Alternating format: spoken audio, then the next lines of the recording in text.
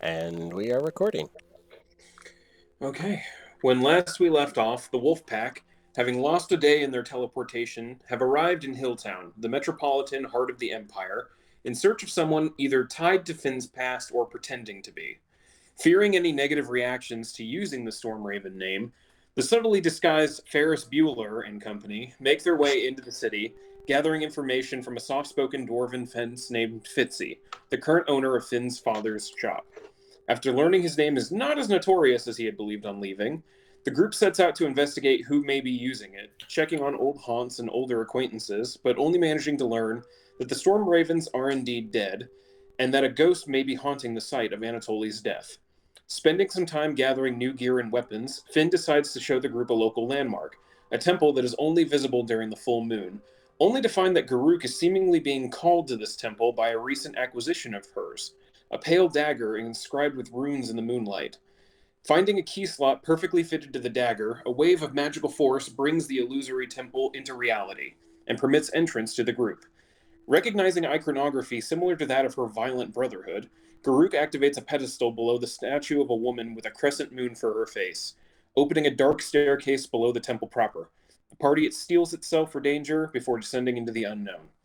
And that is where we pick up, as you guys had all entered the temple and started yourselves down the stairs below this statue, heading off into the dark. Almost instantly, your dark vision has to kick in for you to be able to make out just the stairs themselves, let alone any of the other people in front of you. As you start going down there, you suddenly are almost encased in this kind of darkness. You can feel it. There is a magical note to it, and it's almost a little bit of oppressive while you're in this staircase. And at one point, you guys kind of turn back to see just how far you've gone, and you can't even make out if there's an entrance at the far end or up the staircase. Wolfpack, what would you like to do? I'm going to activate stealth mode. Okay. Yeah, it's probably a good idea. Yeah. You guys watch as the not quite bulky armor that he had been, or that Rix had currently been using, I believe you had left it in attack mode, to my knowledge, suddenly shrinks inward and collapses into this almost thin metal fibery material encasing his body. Cool. I'm gonna turn on my Armor of Shadows. Yeah. Okay. From the time that we went on our shopping trip until this point, did we have time to attune to our items? I cannot recall. I will say, yeah. I'll be nice and say you. I think at one point you guys were chilling at a bar for a little bit, or were waiting outside of Fitzy's shop long enough to have attuned to your items. Okay, cool. Oh. Sweet. When I was reading about Devil's Sight, I can see normally. It's not even dark vision. Oh, there you go. It's still, yeah, you can see color and everything as normal, as opposed to everyone else being able to see just in grayscale, but it's still, even for you, you do feel a bit of a magical oppression to it, as if there's something here that's trying to tamp down. It's certainly limiting your range. I can see their magical darkness, too. Like it ain't no motherfucking thing. Yeah. Is that like an inherent trait? Like you don't ever have to activate it or cast a spell or anything? You just have it? It's part of the Warlock pack. All I had to do was let a crazy fucking evil god inside my head. Nice. Yeah. Seems like a fair trade. As you guys continue down the staircase, who is leading the group? I think the dude in the giant fucking suit of armor should probably lead. Yeah, I mean, Garuk, or I think, the fucking led the way sneaky down. trap finder, one of the two. Yeah, I would almost feel more comfortable with Garuk moving forward just because of the skills she has to identify things, you know. If we run into something crazy. I can take the back. Hard no. I will be taking up the rear. Thank you very much. All right, so Garuk's leading? Yeah. Okay, go ahead and roll a perception check for me.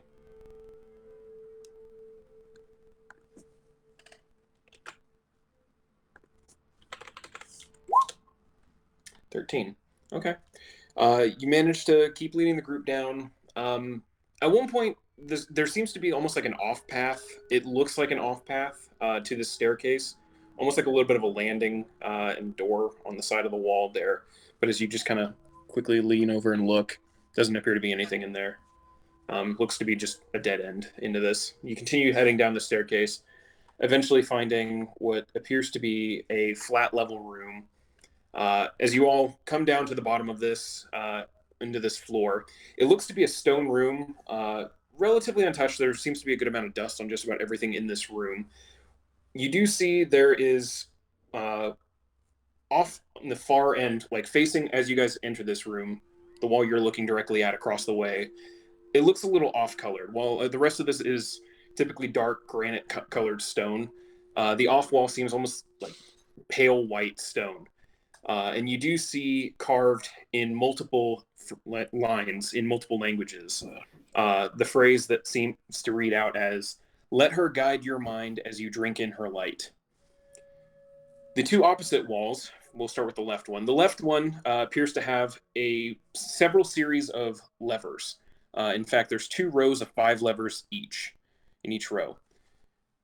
As you go to, or does anyone, actually, on the opposite side appears to be a single shelf, all containing just different kinds of goblets. As you guys can start entering the room and looking around, looks like there's 4 different ones in there. One made of brass, one made of crystal, one made of silver, and one made of wood. The wooden one.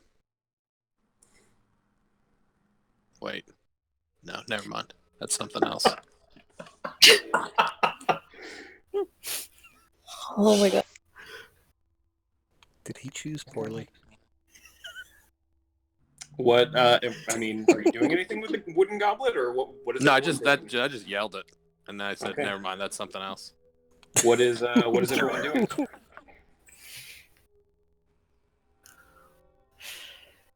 Mm. You say there's 5 rows of levers? So on the left wall, there's 2 rows of levers, a top row and a bottom row. Each row has 5 levers each, so there's a total of 10 levers. Oh, okay. Okay. Currently, all of the levers appear to be set almost pointing straight out, except for one of them, which is almost all the way down. Not quite all the way, though. Almost like a 45 degree, or what would it be? I don't know. I can't math right now. Opposite of a 45 degree angle, pointing out towards you, towards the ground at your feet. Yeah. What would you guys like to do? Is there liquid in any of the goblets? No. At easy glance, you can just look. No investigation check needed. All of the goblets are empty. Are there like spouts anywhere? Go ahead and make a perception check.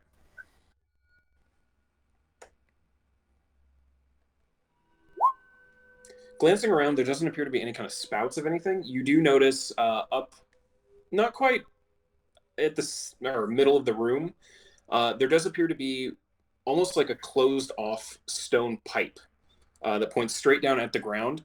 And as you kind of look around that pipe, there's a whole just interconnected series of other stone pipes, forming a bit of a maze above this one closed pipe pointing at the ground. Huh. I shall point that out.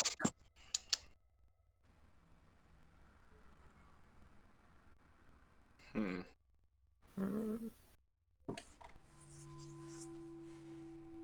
So the thing about like let her guide you while you soak in her light, was that on the wall in this room?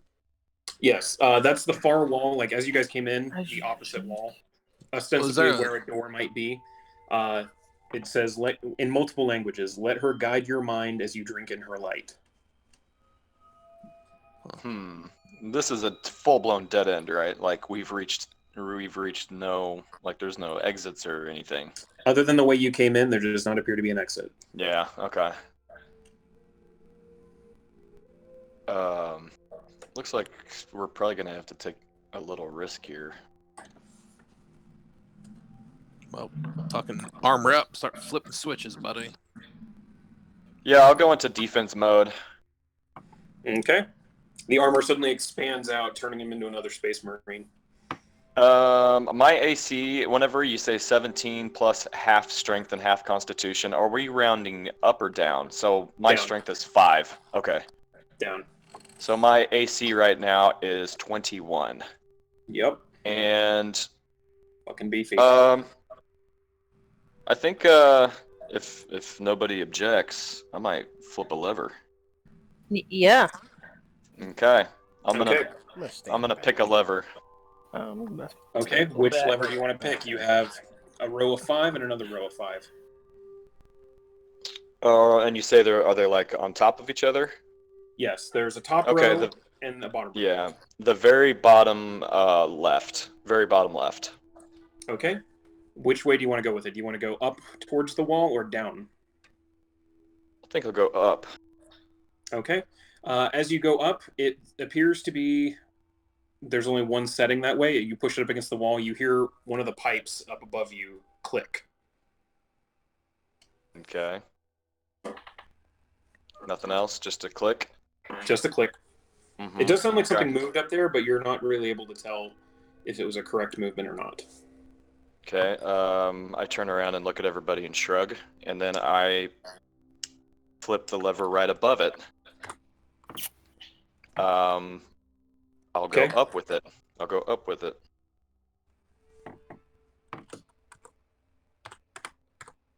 Okay, one sec. I had to get my math. Okay. There's also one position above this. Go ahead and it immediately clicks into place up against the wall. You hear another click up in the piping up there. Go ahead and roll an intelligence check. Okay. Not very intelligent right now. Okay. Yeah, I mean, you've played around with the levers a little bit. Okay. I'm gonna walk to the edge in the very bottom right. I'm just gonna keep going up. Just flip it up. You said bottom right? Yeah, very bottom right. Okay. That one was pointing towards the floor at your feet. As you move it up, okay. as you start moving it up, you can kind of feel around a little bit. This one gives you a better idea since you went up with it. Each of these levers, at least on the bottom row, seems to have six different positions. Jesus. One pointing down, one pointing completely up, and then 4 different ones pointing outwards. Okay. So this lever ultimately has 5. You say 5 or 6 different settings. 6 different settings, and there's 5 of those. When I moved that one up, did you say something happened? Did I hear the same noise as before? Yes. What position are you wanting to set it to? 1 through 6. 3. Okay. You do. You move it to position 3, locks in place. You hear the click, and you hear another sliding up in the ceiling above you. No noticeable change. Is there light coming from this room at all? Yeah. That's kind of there doesn't appear to be any kind of light, but you guys do notice on just kind of looking around now, your dark vision isn't actually working right now. This room is just filled with some kind of almost like dim moonlight. So you are able to make out color and everything right now. But the moonlight doesn't seem to have any kind of source. Is it shining on anything in particular, or? Go ahead and roll an investigation check.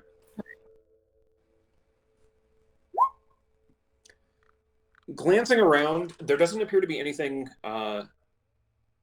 quite glowing on its own. You do notice over in Garuk's hand, where she's still holding the blade of the Nightwalker that acted as the key to get in here, it does seem to be glowing a little bit.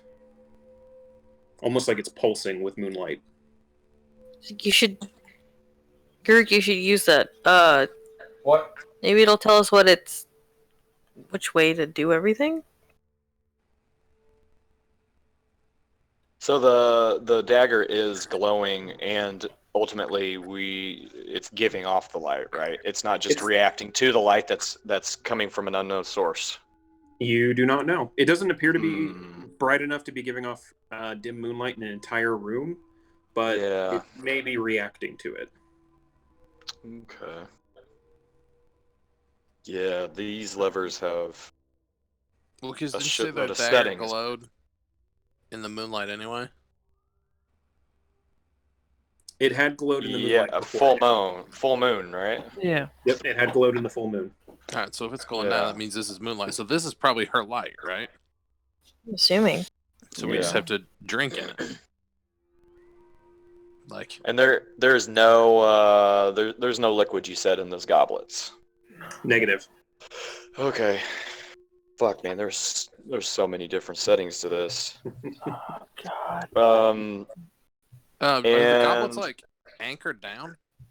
No, you can walk over and you're able to nudge one a little bit and it moves. You kind of just pick it up, not even an inch, just to test, and it's free floating. You can pick them up and move them around as much as you want.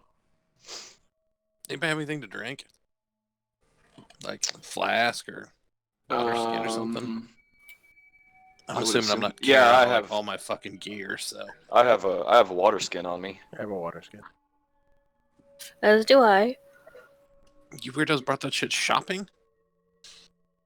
I'm a fucking ex-cop, man. I carry take my water shit skin everywhere. around. Alright, well, Yeah. dude, fucking throw a splash in one of these cups. Let's drink it. All right. Support. Okay. Which goblet are you pouring the water into? Should we I feel do like the different fucking ones? wooden one's a good choice. Just curious. Why? I don't know, man. Just speaks to you? Because the silver one's speaking to me. Well, fucking Yeah. knock yourself out. We're not fighting over him then. All right. Alright, what do you think? You seem fancy. Taylor, you want the crystal one? Yeah, fancy boy. Okay, so who's taking what goblet? I'll take the Tyler wooden is one. taking the silver goblet. Okay.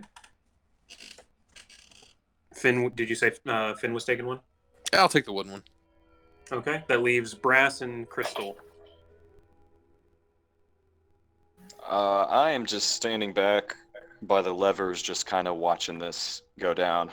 I'm standing in the doorway. Yeah, well, fucking put some water in this bitch. Let's get this fucking show on the road. All right. Okay, you both pour some water into each of the goblets. As you look, it doesn't in this moonlight. The water looks a little weird. It's not quite as clear as it usually is in both of the goblets. Let's hope the poison's not in the glass. Knock it back. Okay, both of you need to roll Constitution saves. Fuck. Oh shit!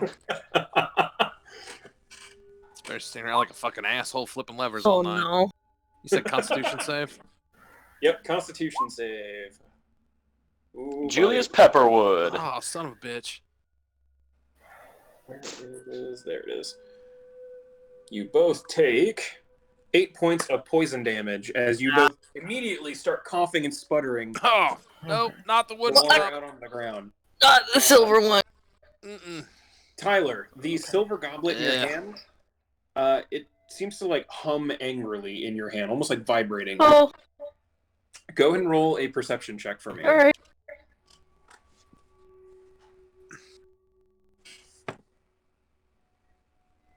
Okay, looking, you like almost in a haze at this point. You're coughing up the liquid, wiping your mouth, trying to get the bad taste of whatever this water turned to in this goblet, while the goblet seems to be freaking out a little bit.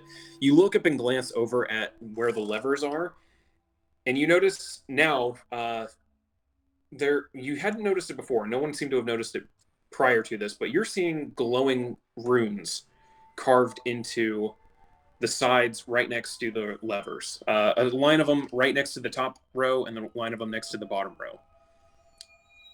What languages do you speak? Or are you fluent? Let me click it.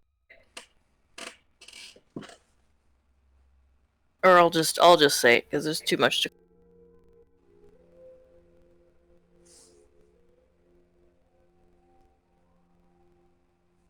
You're like a fucking Yeah, she knows so many. Abyssal, Common, Druidic, Dwarvish, Elvish, Gnomish, and Sylvan. Strangely, this language seems very foreign to you. All right. God damn, what good are you to us? I know. All these fucking Holy languages. Shit. She sees the runes, right? How about me? I just feel sick. You just feel sick. Nope, not the wooden cup. Yeah, you guys splash should in that crystal. even. No, I feel like you guys should drink out of this one. Like it'll hurt you, but like I'm seeing. Why do we all have to do it if you can see it? I mean, it's hard to explain. I can't read what I'm seeing. What do you see? God damn it! I'll take a drink. Okay, roll another Constitution save. Tyler, with that perception check, you would also notice that the glowing coming off of the runes next to the levers is the same kind of brightness as the dagger. Hey, Guru. Can I see this too now? Yes, you can. Yeah. You also take 14 points of poison damage this What? time around. With a torch? Oh no, sorry, reduced to 7. Yep. Sorry, forgot half damage. Oh, real bad.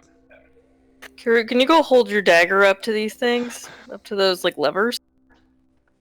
Sure. Just curious. Okay. Okay. You hold up the blade of the Nightwalker towards these runes. You watch as... I don't think anyone here is fluent in Celestial, correct? I don't. I speak no. Common and Elvish. It's a negative Ghost Rider. Okay. You watch as this script that is unfamiliar to all of you suddenly translates into, at least for Finn and Tyler, it translates now into Common. The top row says month. The bottom row says day.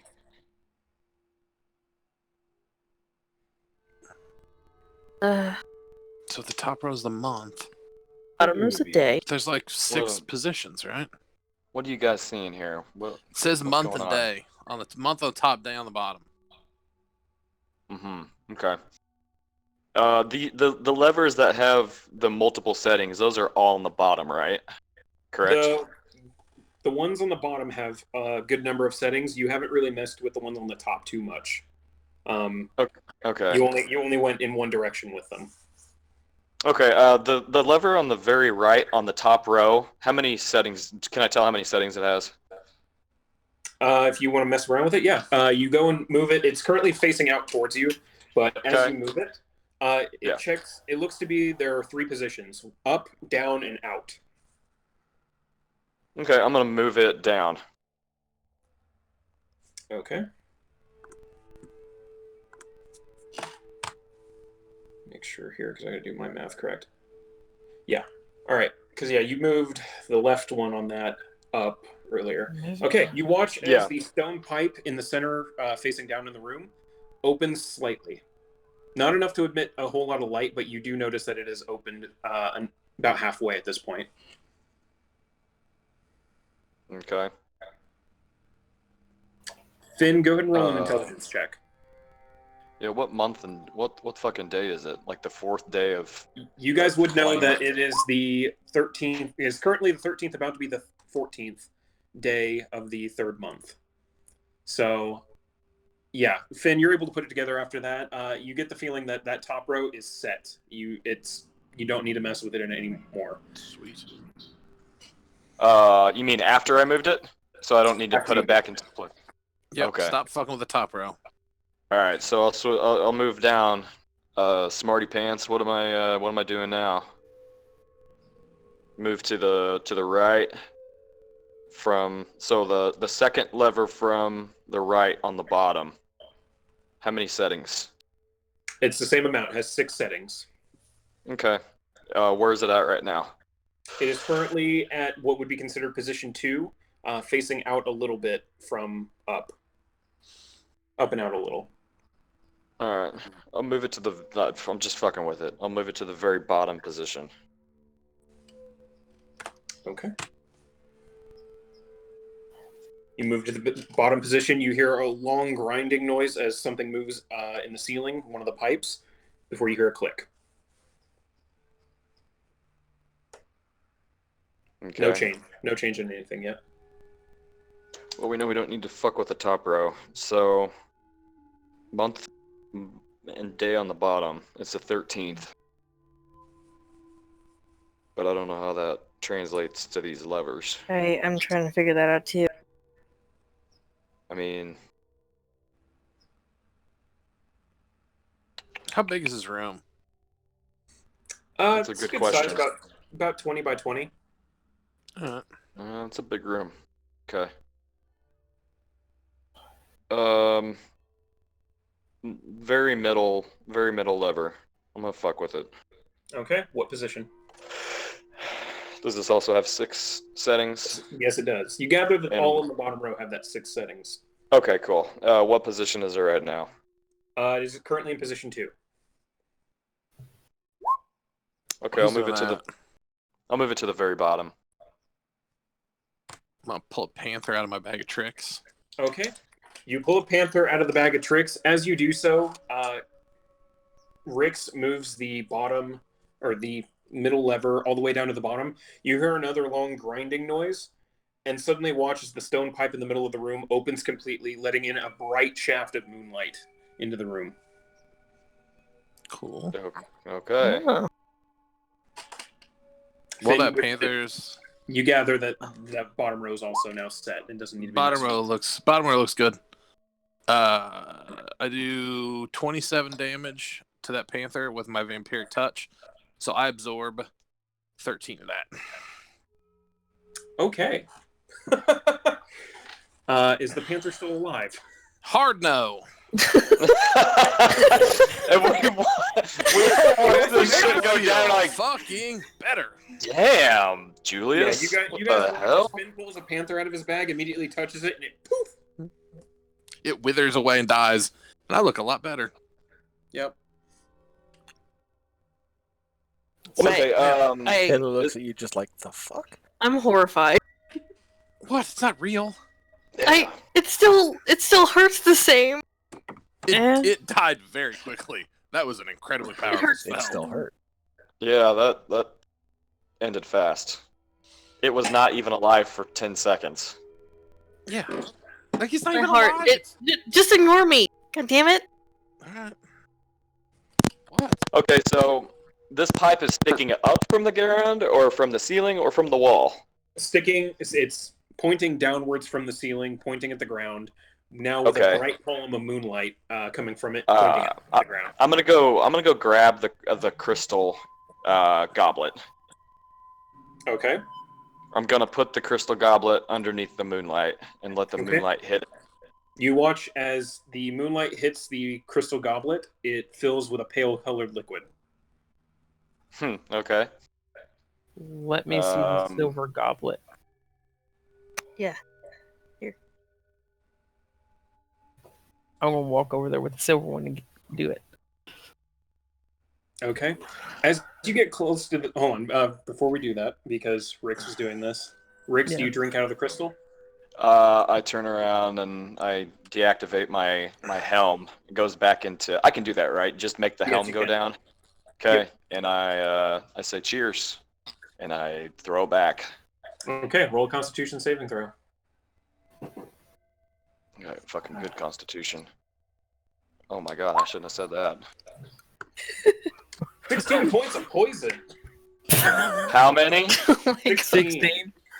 16? Holy shit. 8 and I 8 bet on you. 2d10. Holy shit. I bet you wish you could vampire some Holy fucking shit, points that off was- a panther, don't you? Yeah, Uh, I'm fucking doubled over. Like, oh my god. Garuk, as you take the silver goblet and kind of look at it, you notice that as you you just kind of look, because you're holding in your other hand the blade of the Nightwalker still. There are almost like radiant colored runes wrapped around the silver goblet. You go ahead, or what are you doing with it? I'm gonna go to the middle of the room where the pipes are, and I'm going to drink from the goblet. Okay. As you drink from the goblet, which you notice is not filled with a pale colored liquid, but clear water almost. You take a drink of it, knock it back, You kind of look over at Rix, who's still coughing up what he just drank. You don't seem to be noticing any effects. As you turn over to the white stoned wall, you now see a door where there wasn't one before.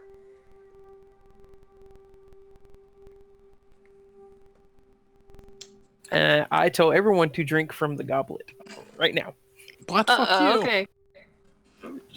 Fuck Trust- it. I guess we'll have to- Trust me, drink. If I have to kill another badger, that's on you, buddy.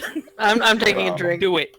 All right, Yeah. Tyler takes a drink from it, and Tyler notices the door as well. I'm doing the Oh, same. Hey. All of Fucking you- with me. All of you eventually take a drink from the silver goblet filled with the moonlight water. Look at that wall, and there is now a door there. You do I also notice, reluctantly do that. fair enough. You also notice right above the door are two large letters carved into the stone, the letters S and the letter E.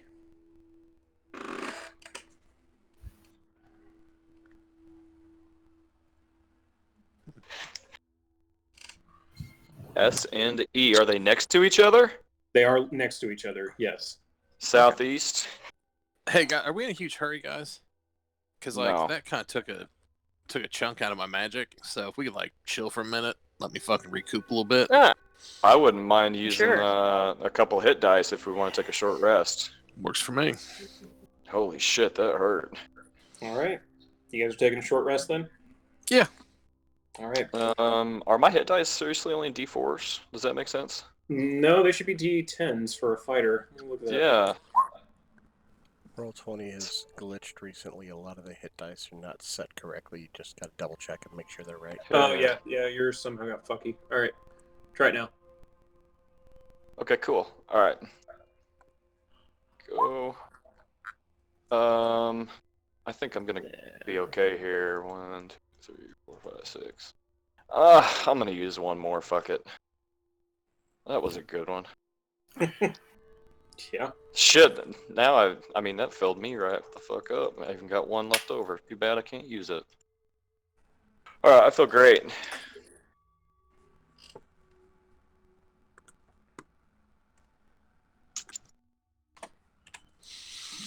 Sweet.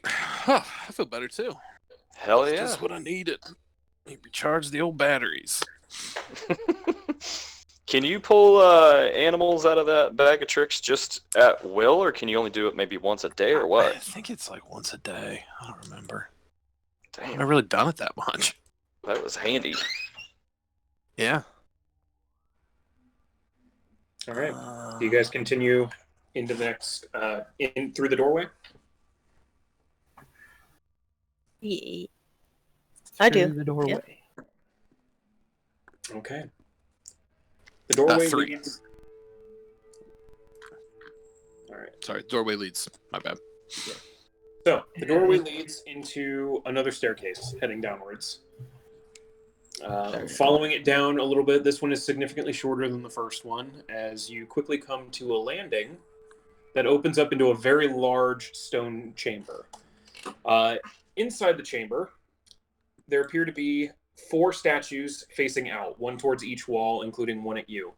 From what you can see, the statue face is very similar to the one up in the main temple, where the face is actually just a blank moon, almost like a full moon.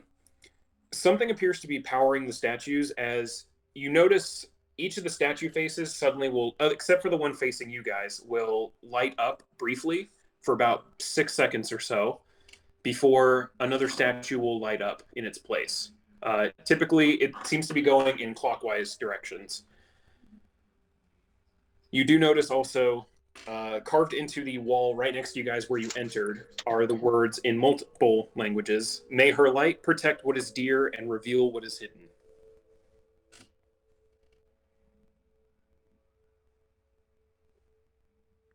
When these statues light up, it's super bright, or is this like that dim moonlight? The whole room is filled with dim moonlight. As you're watching the statues light up, when they're facing to the left wall and the right wall, there appears to be a spot directly in front of the statue that gets lit up, but the rest of it is covered in this almost pitch blackness. Magical darkness that even Finn, you're having trouble seeing through. You can kind of make out some details in there, but not as much. The statue facing completely opposite from you, so heading towards the direction you would be going in, Whenever it lights up, it is bright white light facing the opposite direction. Whenever the statues to the left and right are not lit up, or when that far wall is not lit up as well, it's almost like the dim moonlight again. And you're able to make out some details. It looks like on each of these walls, the left and the right, there's almost like a 2x2 little alcove that can be seen only when the light from the statue isn't on.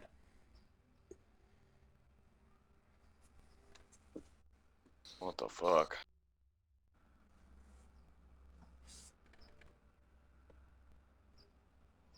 All right, what's somebody else turn to go fuck around and hide in those little alcoves and see if stuff jumps out at him. Yeah, I'm Tyler still and I in got the last round. I'm still in defense mode, so I'll and the alcoves are on the left and the right, right? Yep, there's one on the left and there's one on the right. They look to be Okay. about 2 feet by 2 feet. I don't know if you can still see my pings in the darkness, but Yeah. somewhere in there. Okay. Well, I'll walk over and I'll stand in the alcove and I'll kind of check it out a little bit. Okay, hold on. Are you going when the statue is lit up? How long? You said it's going clockwise. How long does it take for it to get around? Is it So just like bam, bam, bam? When the left, it's 6 seconds for each change. So whenever the left statue powers off, it takes a full 18 seconds for it to turn back on as it makes its way around the room. That's not a big deal. Okay. Yeah, I'll stand in there and wait for the light to hit. Okay, you wait for the light to hit, and then you move into the bright light. Mm-hmm.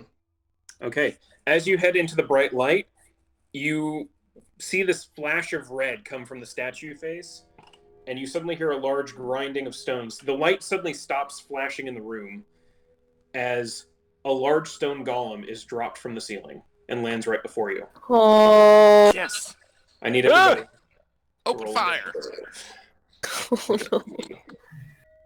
1 second. Initiative track. Man, it is a good thing that we didn't play your game last night, Corey, because I would be thoroughly confused. Yeah, this one was going to be a little more puzzle heavy. Yeah, I see that. Okay. Initiative. I've had a Oh, hell yeah.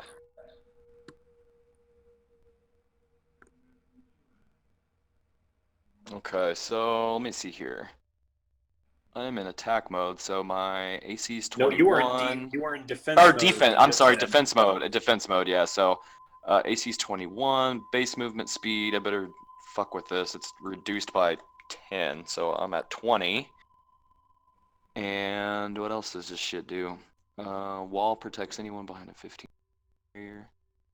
Oh shit, I have an ability when I'm in defense mode. Once per short rest, you can use your reaction to project the armor as a shield wall to defend wielder or ally. Wall protects anyone behind a 15 wide barrier, giving them an additional +5. Fucking awesome. And as you guys are currently, since this area is currently lit up in the dim moonlight as normal, so you now have full visibility over here. And you can clearly see the 2x2 alcove holding a little statue inside of it. Okay. So, top of the round, we have Rix. What would you like to do as this stone golem is standing right before you? I am going to use my bonus action. Well, I'm going to unsheath my swords. I'm going to use my bonus action and speak the command word for my flame tongue sword, which is brouhaha. Say brouhaha, and that bitch lights up. And I'm going to, I said fuck it. I'm gonna run right up on this son of a bitch, and I'm gonna, so I'll use my bonus action to activate it, and then I can hit with it, right? I just can't use my bonus action for my second attack. Correct. Is that how that works? But I think you also, as a fighter now, you get. I have an extra attack anyway. Yeah, so you get 2 attacks instead of 3. All right, cool. Here we go. Flame tongue. Ew. That does not hit. As you bring the flame tongue sword across, it bites into the rock a little bit. Doesn't seem to have affected anything. Okay. Short sword. That's gotta hit. That's perfect. Short sword does even less damage. You don't even manage to nick off a little piece of stone. Okay. I'm holding my spot here. I'm gonna stay right up on it. Taylor, it is your turn as you watched Rix run over there, get caught by a stone golem. You are able to see where the stone alcove with the statue is. Okay, I'm gonna move up there. Okay. Yeah, it should be in range. For a longbow, yeah, I think it's 80. So Yeah, I believe so. okay, go ahead and roll your attacks. That definitely hits. Oh, hell yeah. 5 points of piercing damage. I can't remember. Is this bow magical?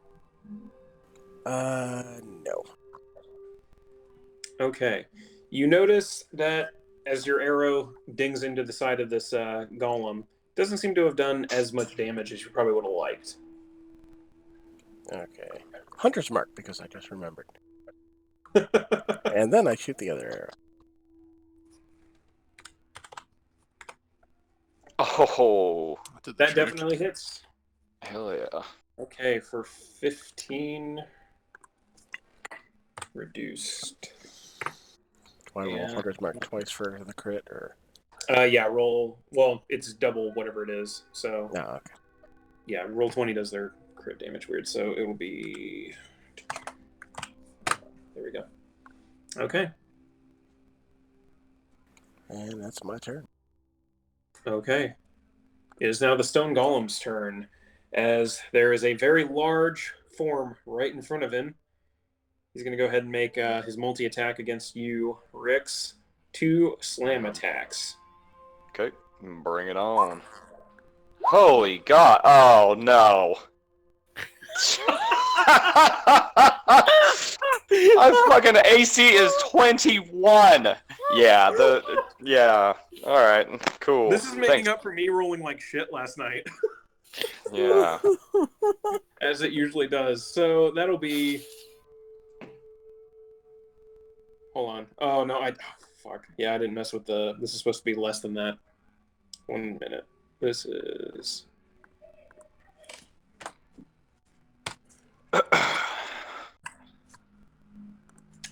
Ignore that damage. We're going to try that again now that I've fixed it.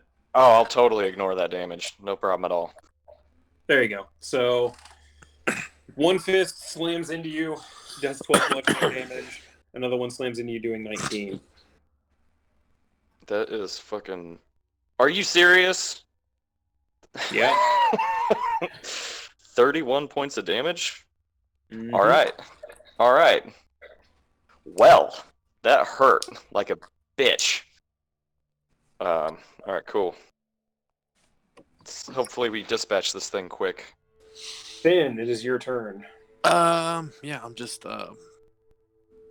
doubling up on the fucking Eldritch Blast. Okay, go ahead and roll. Ooh, Both hit. yeah. Roll damage. Okay.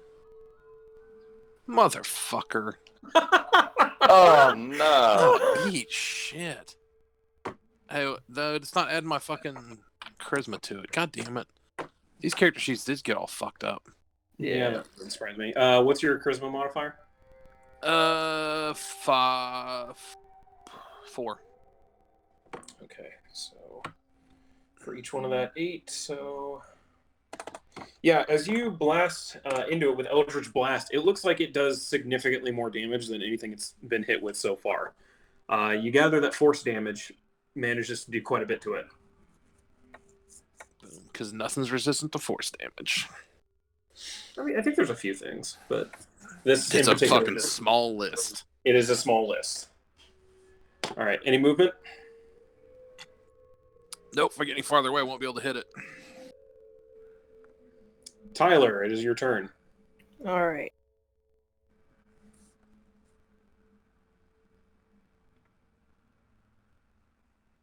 Um.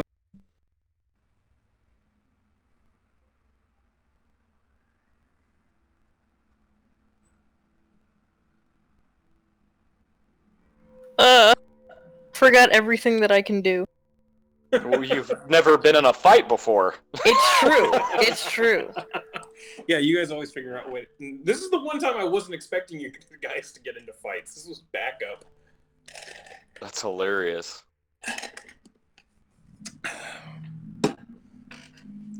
Alright, I'm gonna summon a spirit totem, but I just have to make sure it's once every short rest. I'm like, okay, yeah. Okay, which totem are you summoning? Da, da, da, da, da.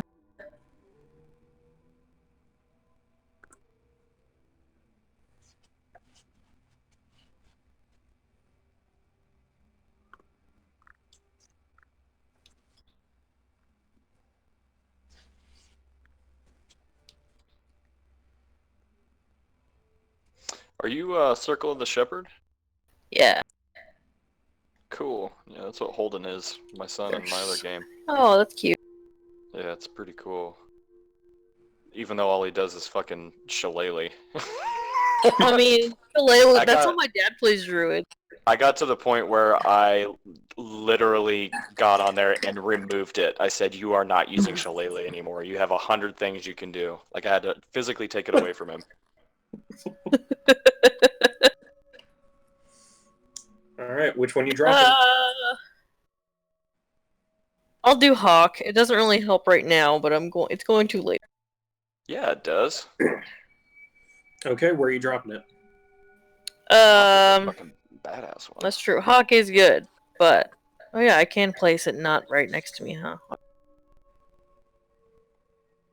Okay, 60 feet, cool. 60 feet probably.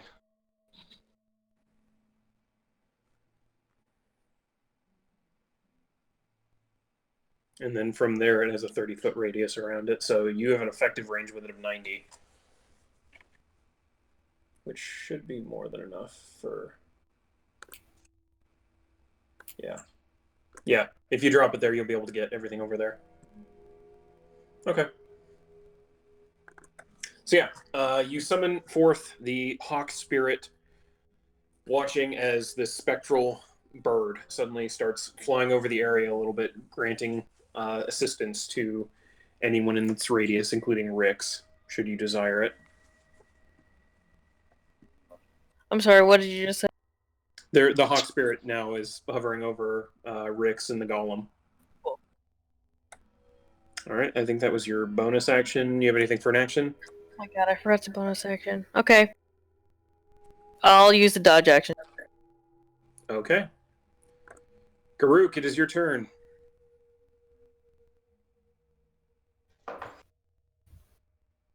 Kendall. Yeah, I'm Thinking. just gonna move right there. Okay. Action, attack, anything like that? No. Thanks for your help, guys.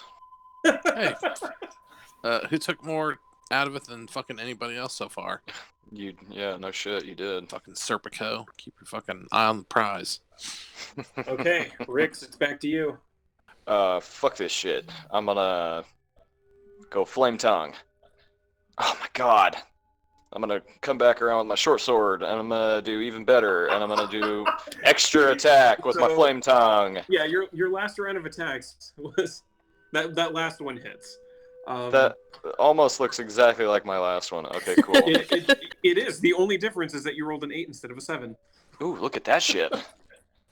Look at that. All right. Can you tell me real quick, how big is this guy? Is he large or smaller? He is considered. He's not huge, is he? He is considered large. He towers over you a little bit, but he's not overly big.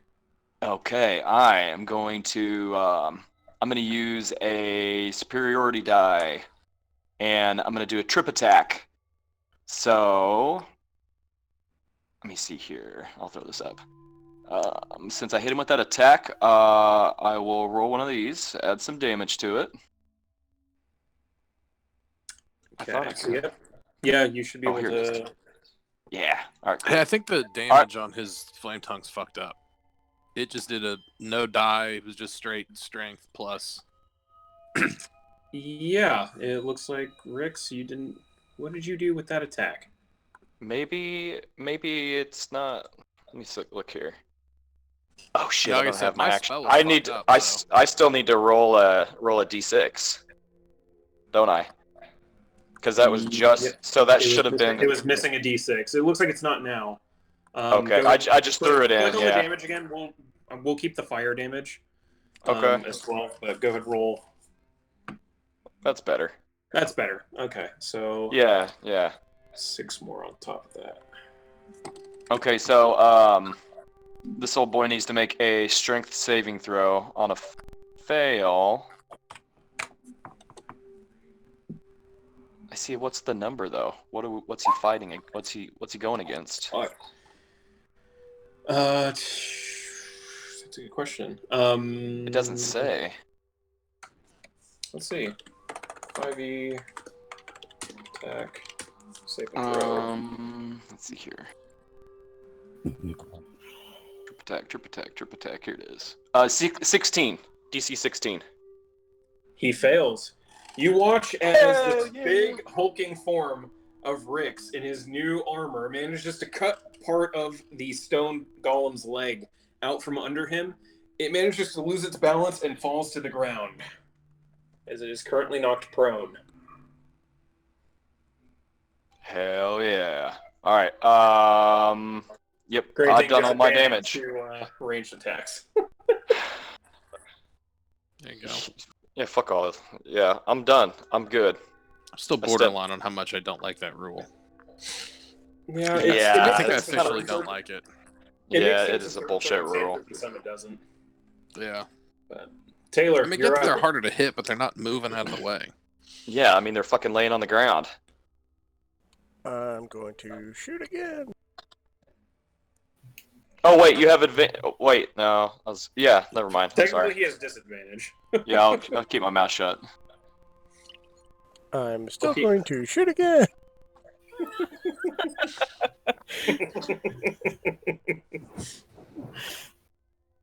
The second one hits. Go ahead and roll damage.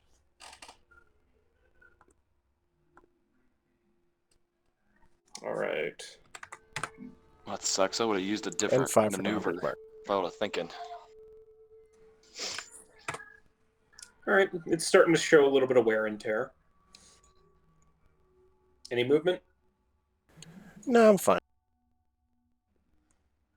Okay. It is the stone golem's turn. He's going to spend half his movement to stand back up and make his 2 slam attacks again. Wait, you didn't specify against who? It's not against You. me, right? Oh yeah, it's the giant hulking metal Oh. monstrosity right in front of him. that, Okay. just I tripped buckled him to the down. ground. I'm fucking ready for it.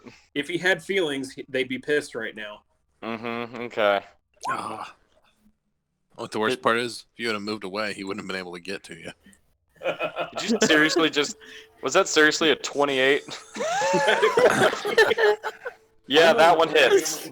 The other one does not hit. Yep. So that is 14 points of bludgeoning damage. Alright, cool. I have... As he just keeps trying to wail on you, but you do feel the armor absorbing quite a bit of it. Yeah, You're doing yeah. pretty good. That Finn, didn't hurt nearly as bad. Well, he's back on his feet, so I'm gonna blast him. Misses the first one, obviously. One of those hits. Points of force damage, so... Oof, he is looking really rough at this point. There are chunks of stone that are just kind of falling off on their own at this point.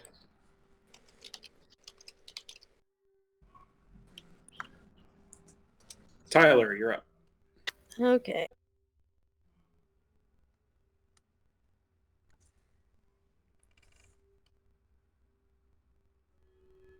Hmm.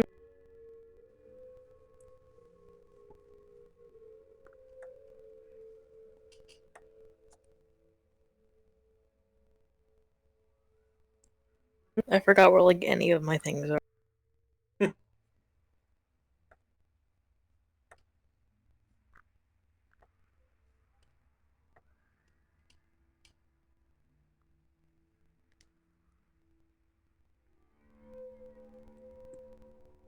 Should I get this? Am I using concentration right now, or is it just there? I think it's Let's just see. there. Yeah, you don't. There's no concentration for the totems. All right. I'll cast Fairy Fire. Okay. Dropping a fairy fire on it, it's, what is it, a dex save? It is a Dex 16. Does not make it. You watch as the stone golem is now wreathed in these tiny little blinking lights, making it much easier to hit. And that'll be it. All right. Garuk, it is your turn. Just gonna move there and be done with it. I mean, Not even going to attack? nope. All right. Rix, it's your turn. I'm just gonna stand here and do nothing. Just kidding. With fairy fire, I get advantage on all 3 of my attacks, right? Yes, you do. Fuck yeah! Flame tongue, short That's sword, a hit. flame tongue. That's not a hit. Holy shit! Advantage Alright. doesn't help if you roll the highest number you roll is a 7. Here we go. All right, So- flame tongue. Ooh, look at that yucky fire damage. All right, cool. That's a All lot of right, damage. so it's 12. Sorry, I'm doing math in my head. He is looking really rough at this point. There are just massive chunks of stone missing from him as this metal monstrosity is just cutting away at him. Damn. Okay, cool. Yep, I'm just gonna stand my ground. Taylor. I fire. All right. At advantage, right? Yep, at advantage. Well, thank God. That's a hit.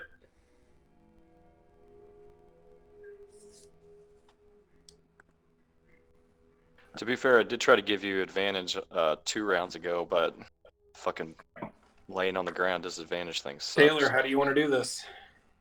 Woohoo! Right in the neck. All right. You watch as a single, normal, non-magical arrow sinks into the stone, and suddenly the entire golem just collapses into a pile of rubble. As it has been utterly defeated. Shortly after the golem collapses, the other 2 stone faces resume their pattern, only alternating with themselves now. But you now have full access over to the left wall, including the alcove with the little statue in it. There's a little statue in the alcove. Yes, there is. When the other side lights up on the other alcove, can we see is there a little statue in it?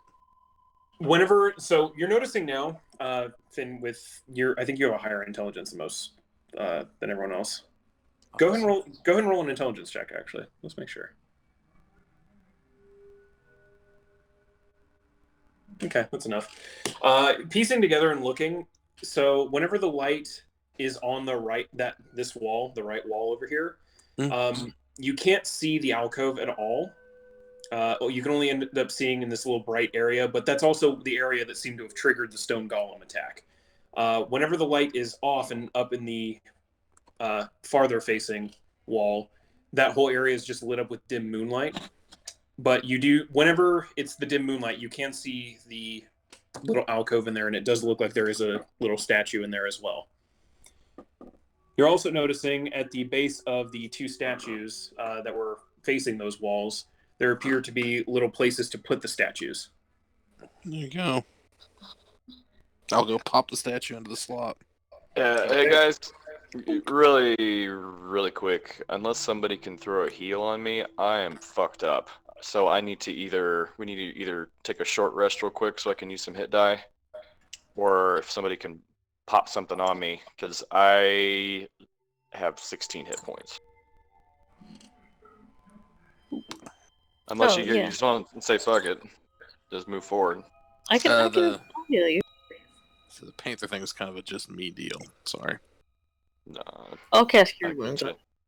Okay. Perfect. Okay, go and roll for heal. Anything will help.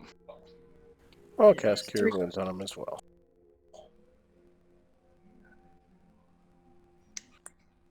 Thank you, Taylor and Tyler.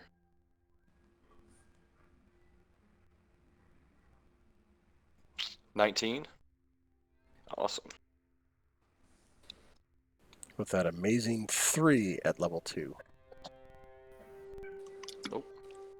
That's perfect. Oh wait, and the 4. Alright. That's not confusing. Alright. And then actually add 5 to that. Just put it at You 3rd add- level. Oh, I can add 5 more? Cool. Yeah, add 5 more. Yep. Alright, awesome. Yep, okay. I'm in much better shape. I'm gonna deactivate my helmet. Just throw my helmet back so I can see everybody. And I'll move. Let old Finn do his thing there. Okay. I already did it. Yep. You already did As it. you put the little statue into its place at the base here, the statue's face, completely inert after the stone golem entered the field, does flash a brief white. There you go. Should we try to run over there when it's dark this time? Because you stepped in the light, right? Yeah, I actually stood there and just waited for the light to hit. I don't think anything's gonna happen if we. Hey, DM, can you remind me what the scrolls or the writing? The writing on the wall said, I'm assuming you're not trying to stand in the light this time, whoever that Right. is. No. Writing on the wall. Sorry about that. May her light protect what is dear and reveal what is hidden. Okay.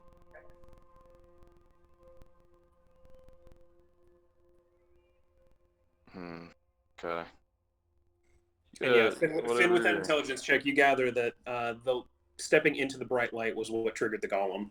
So, darkness may be your ally in this one. Yep. Except now, instead of having 18 seconds to get to the statue and get out, you have 6 seconds. 6. Oh, okay. You guys tell me what It to is do. now just alternating between the two.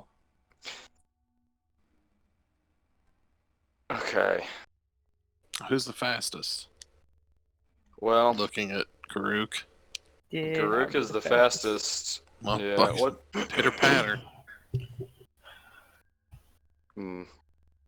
Although I do add 10 to my base movement speed with stealth mode, which would put me at 40. I don't know if that'd be any faster than Garuk. 5 more I just- faster than me.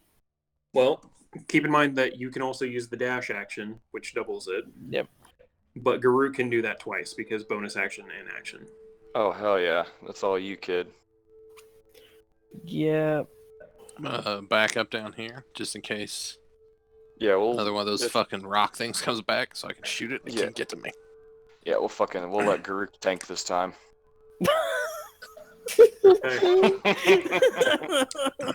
You fucked that dude up in that bar fight. That's funny.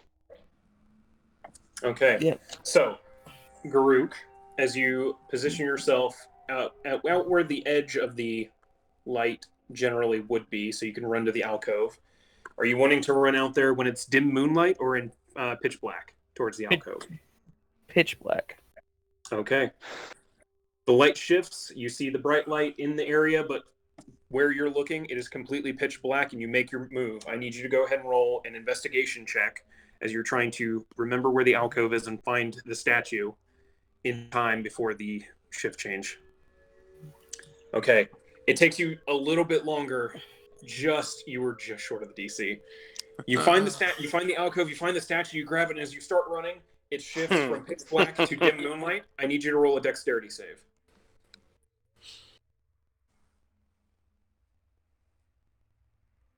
Okay. I think as a rogue, you get evasion, which means no damage on a success. Check your features real quick and make sure you have evasion. I don't remember if that. I think you get that by now, but Yeah, I'm pretty sure.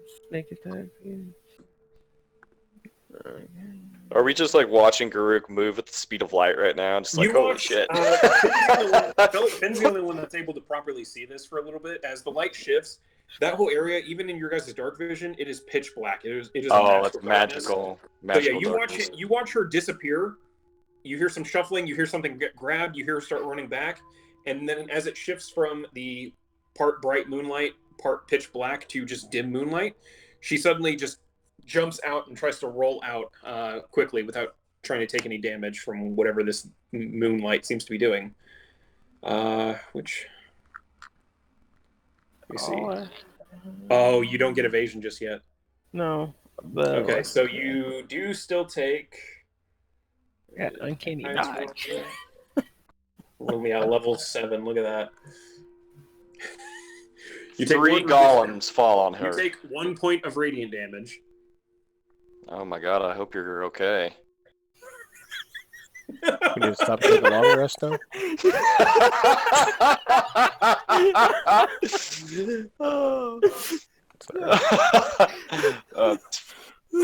But you take 1. Yeah, you take 1 point of radiant damage, and you are now out and holding the statue. Who wants to go and try and put it in the statue spot? I'll do that. Nice work. Okay, you gather it will have to be done whenever there's the dim moonlight, not the bright light. Otherwise, you'll activate the golem again, or another golem potentially. Yes. So as you go to place the statue, go ahead and roll another dexterity save. What the hell? You know what? I'll give it. It's a natural 20. I'll give it. Yeah, you very quickly and deftly, like almost in between the change between the bright light and the dim moonlight, you just boom, it's right in its place. The statue face glows white with a flash. As all 4 statues sink into the ground, you now see on the opposite wall a door where there was not one before. Well, let's go. And above the door, you see the letters H-A-N, all next to each other. So we've seen S-E, and now we've seen H-A-N. Mm-hmm. Okay.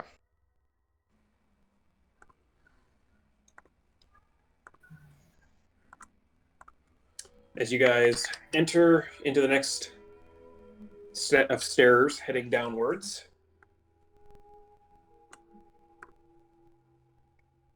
you enter into a much smaller chamber.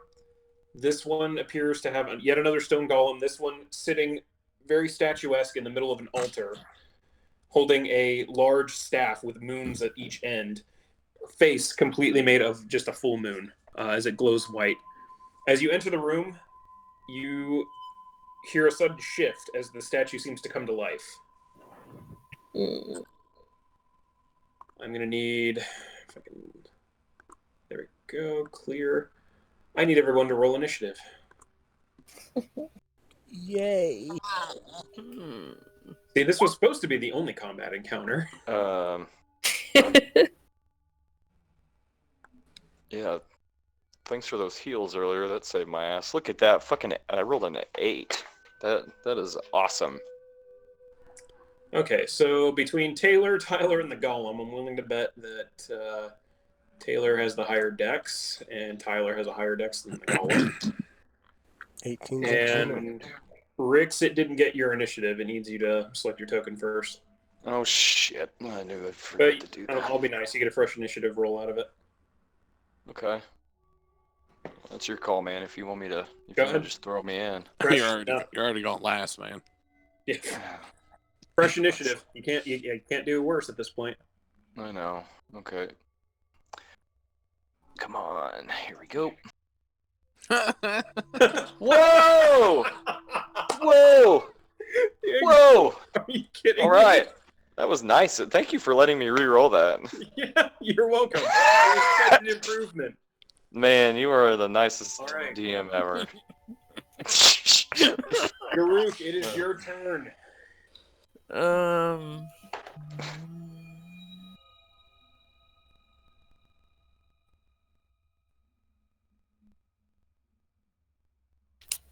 I'm going to move there, and I'm going to use the short bow. Okay, roll your attack.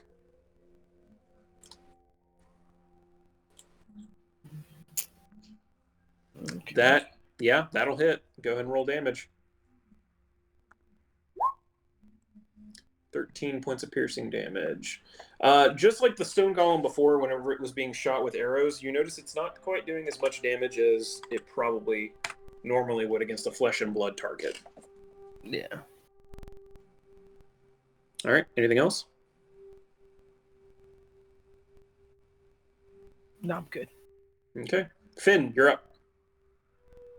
Then I'm going to just. Where am I going? Oh, there I am. Matt kept moving every time I tried to move my fucking dude. I'll move here off to the side so I'm out of all these guys' way. Okay. And motherfucker. What the fuck is this stupid map doing? Alright, fuck it. I'm not turning my guy around even though it's fucking driving me nuts. Yeah, I'm gonna shoot him twice. First one hits, second one does not. Okay. 8 points of force. Is that with... Yeah, it is with your modifier. Okay. Yeah, you watch as, once again, your blasts seem to do a little more damage than normal. As you blast off a chunk of its arm in one shot. Anything else? No, I'm good. I already moved a little bit, so yeah, I'm fine. All right. Taylor, you're up. Move over here. Not using Hunter's Mark because I don't want to use up all my damn spell slots. I'm just going to shoot. Okay.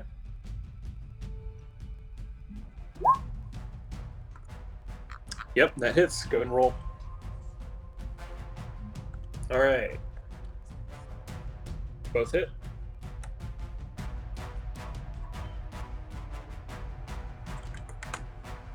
All right, both arrows managed to chunk off little pieces of stone from it. Tyler, your turn.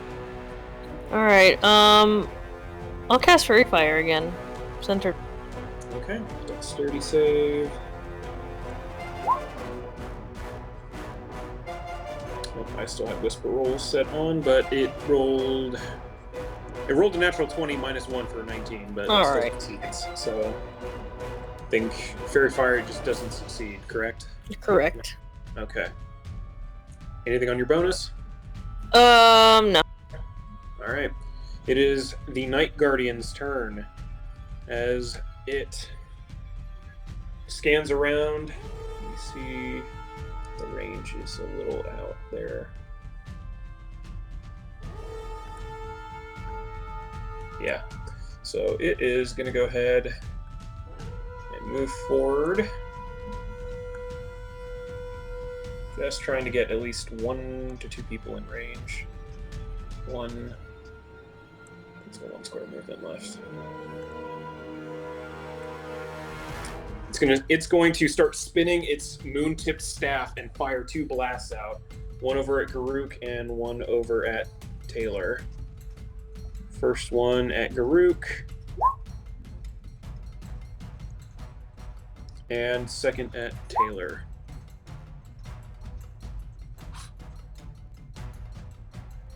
That's not the right attack. That's my bad. Wow. I did not label these correctly. Okay. That's the one I'm going for. 16 against you, Garuk. Misses. Alright, and 16 or 18 against you, Taylor? It hits. Okay.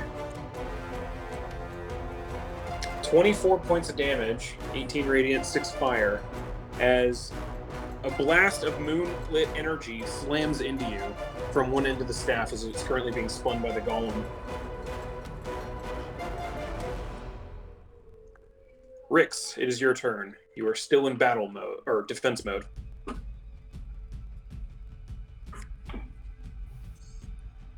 Zach, you're muted.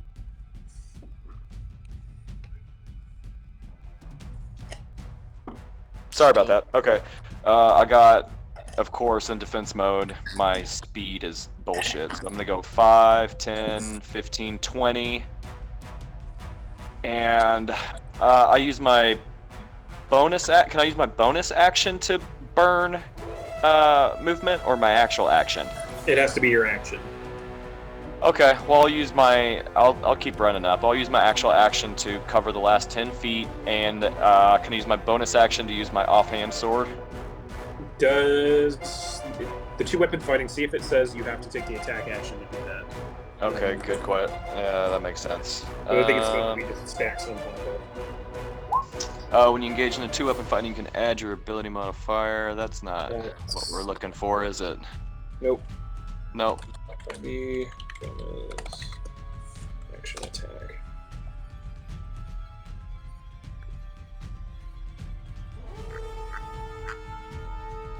Pull it up on D&D Beyond. If not, it's not a big deal. I do have to use my actual action to use my extra attack, though, right? Yeah, if you take the attack. Okay. Let's see here. Attack. You have to select the attack action in order to use the bonus action attack. That's fine. Okay, I'll hold my place here. At least I'm up on him. Okay. Top of the round, Garuk, it is your turn. Having watched a blast of moonlit energy go past you, what would you like to do?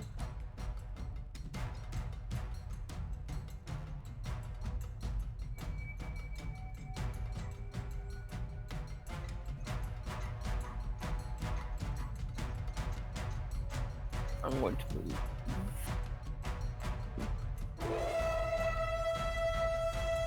That block. And then I'm going to use the short bow again.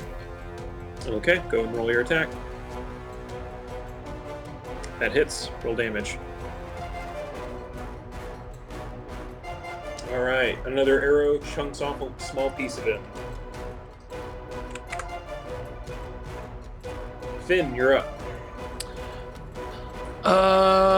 Yeah, shooting twice. Both hit. Roll damage.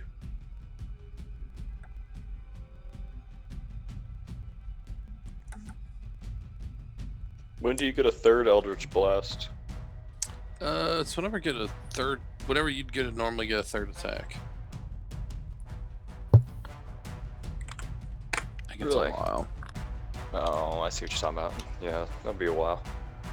So, 2 bolts of sickly green eldritch energy slam into this golem, breaking off chunks of stone, doing just tons of damage there. Any movement? No, I'm good. Wait. Yeah, maybe a little bit. Okay. No, I'm good. Taylor, you're up. I'm gonna shoot.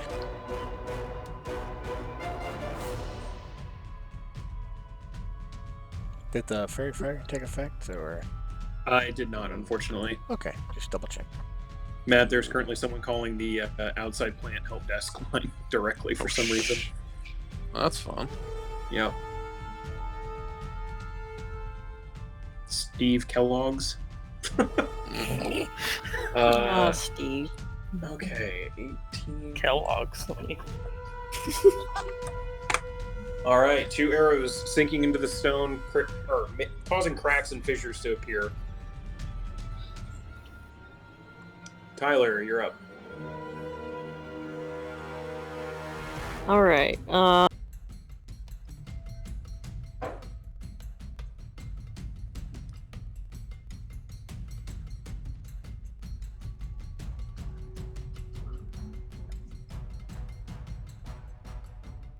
fuck it, I'm gonna try Fairy Fire again. Okay. That is a dex save, Hey. and it fails. You watch as this one, much like the smaller and less agile brethren in the other room, is covered in glittering bits of light, making it oh so easy to hit at this point. Any bonus? I'll do another aura. Why not? All right, which one? Let me see. Let's see.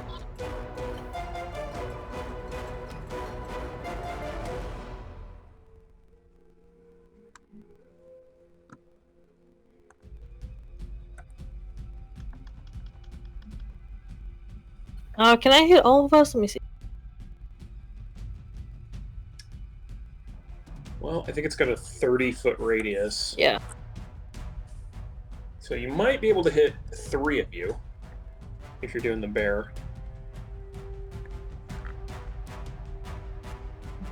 I'm gonna do it right there. Let me see.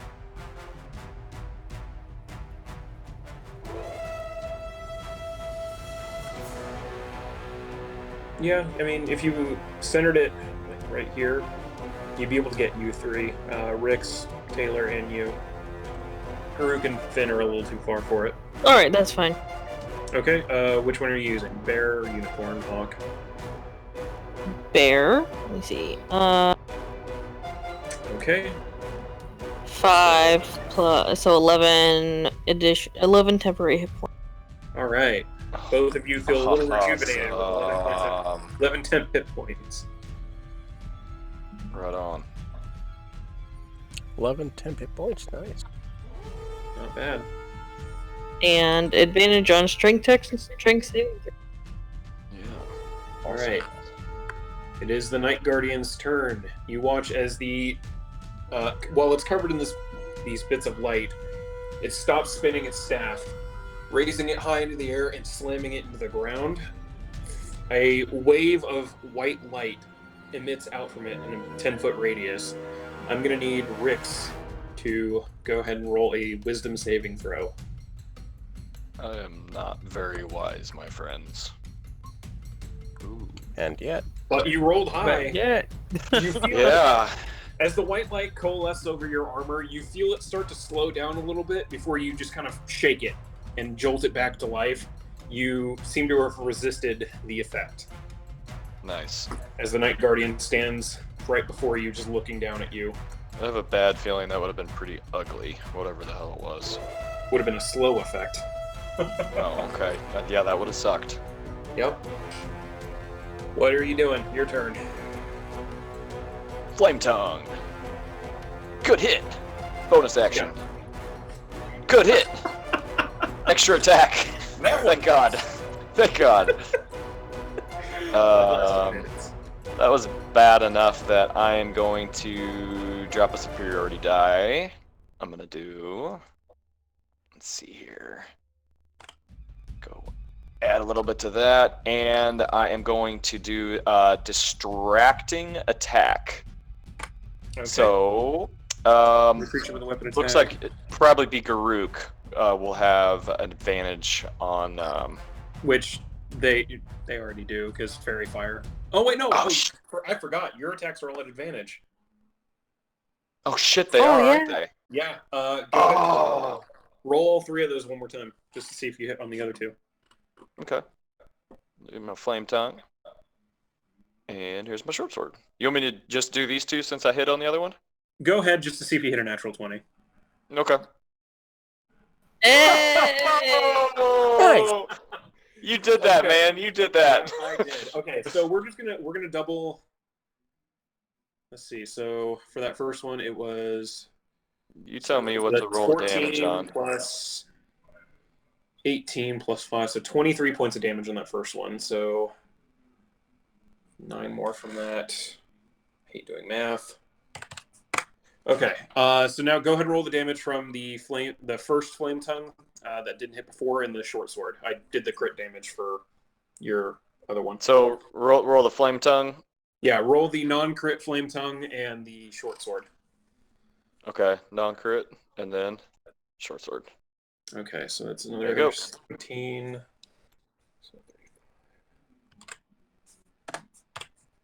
All right, with 25. just quick slams of the swords through, you watch as Rix is just cutting this stone golem to pieces. It is looking pretty hurt at this point.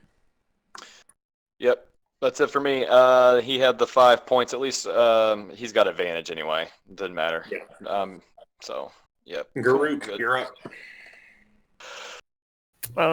Just gonna Technically, shoot that with, superiority die would have been doubled too. So, just gonna shoot Give the it a short roll. bow.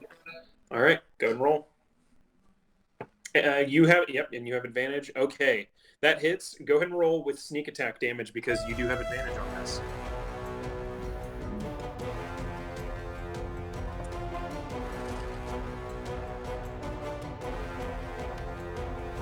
There it goes. Oh. Should be the 7. And the short bow damage with it. There you go. Yeah. So that is 18. Yep.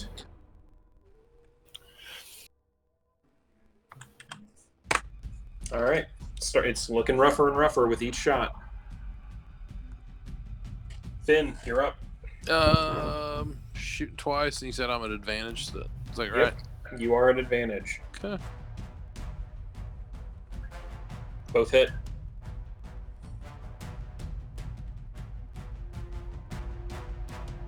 Finn, how do you want to do this? Fucking take that bitch's head off. All right. Two blasts Take that simultaneously bitch's head out off. of each hand, slamming right into the head of the stone golem and sending it clear across the room, slamming into the opposite wall. As the rest of the stone golem falls to pieces, crumbling into a single pile. That's what you fucking get. Damn. You guys watch as the dust settles from the collapse of this golem. The dust suddenly lifts back up and the pile reforms into the Night Guardian golem. Standing there right before you, it just turns around, walks over to the opposite wall, turns its back to the wall, and seems to rest against it. You watch as then a door appears right next to it, allowing you entrance into the next room. You do also see letters right above the door to this room. The letters I-N-E.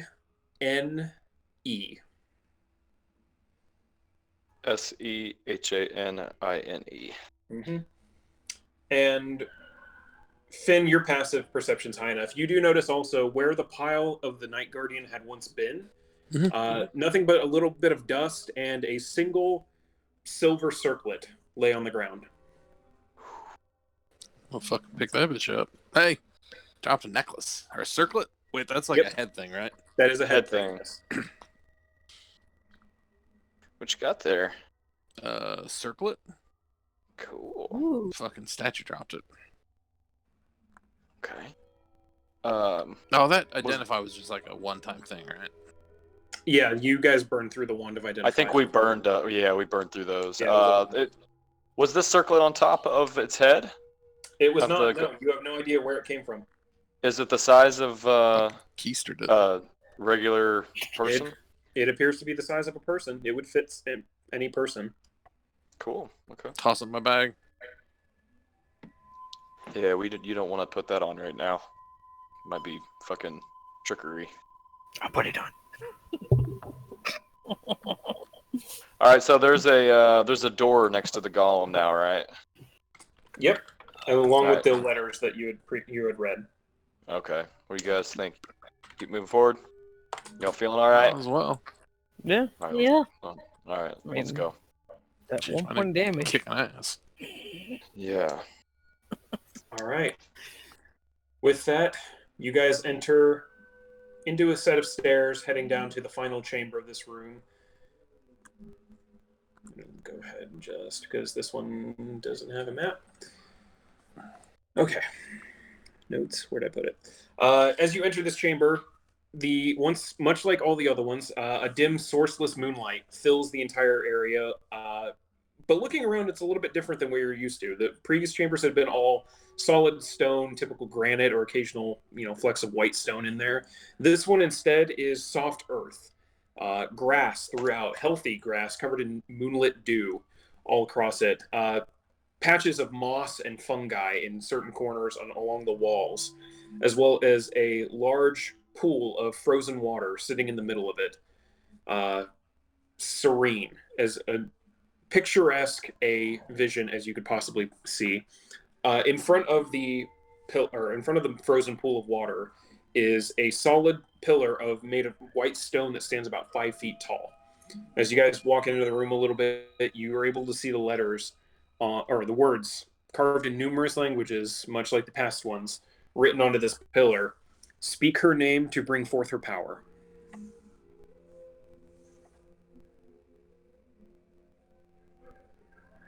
What would you like to do? All right. Well, See Hanen? Yeah, is this something we need to mix the letters up? I guess he just said it. Did it do anything? Fucking, if we gotta mix these letters up and say her name, it might be a while. Say Sahanin? it, go ahead and say it again, Finn. Sahanin? Nothing quite clicks. Rix, what did you have? How the hell else can you pronounce this?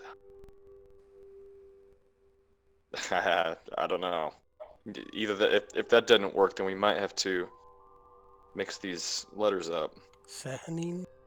I don't know. Sahanin, and Einhansa. Taylor, Fuck you guys. As you utter that name, go ahead and roll a history check. Wait. Actually, no, religion. Sorry, religion. Me and religion checks are Yeah. always amazing. Yep, I know. Hey. I wasn't lying. Something kind of clicks in your head as you guys are fumbling through the name, like possible ways of pronouncing it. An old story that your mother told you once about an old elvish goddess, a goddess of the moon, in fact, and everything kind of clicks. And as you're sitting there trying to remember the stories, fond memories being told, you click, and you remember the pronunciation, as your mother would say, Sahanin. Sahanin. With that, you watch as the white stone pillar suddenly cracks and crumbles, leaving behind a leather-tomed book, or large bleached leather tome made of white leather on there, with the similar hand and moon symbol that Garuk kind of recognized, as well as a bright moonlight column strikes into the frozen pool, completely leaving the water without any sort of ice to it. The pool is now liquid water, seems to sway just ever so gently. Just like that. Mm-hmm. No other elements of the room change. There's no. I mean, it's dead quiet in here, right? I mean, there's no air. It is dead around quiet in here. It's nothing but you guys, the chamber, and moonlight. Okay. How's that water looking? The water looks perfectly clear. It seems to absorb some of the glow from the moonlight. You're able to sense through your tie to the arcane a little bit. There is something magical to this water. Sweet. You said there's a leather book too, right? Yep, there is a large leather-wrapped tome that appears to be bleached leather, so it's almost near white. All right. With the symbol of, now that you've said the name out loud, you gather the symbol of Sahanin carved into the front of it. Yeah. All right. I mean, this is a good question. Taylor, Tyler, both of you speak several languages. Do you also read and write those languages? I do. Let's take a peek at this book then. Yay or nay? Yeah. As you guys open the book, you do not recognize the language. God damn it! What is wrong with you guys? It is. You gather it's written in the same language that the runes in the first chamber were written in.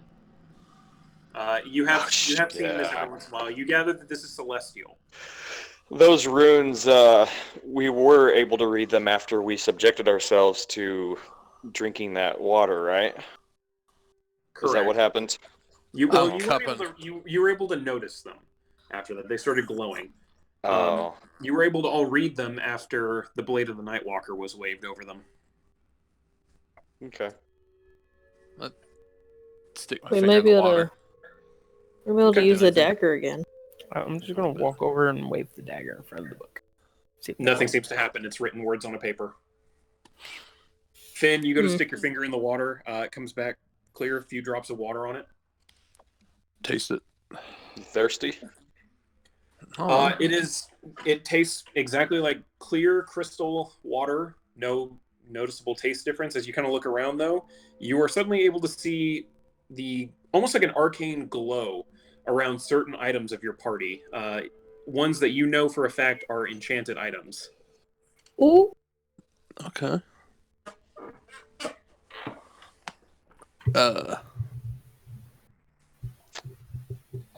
this water let you see, like... Oh, I'm gonna look at the circlet. It is glowing very brightly.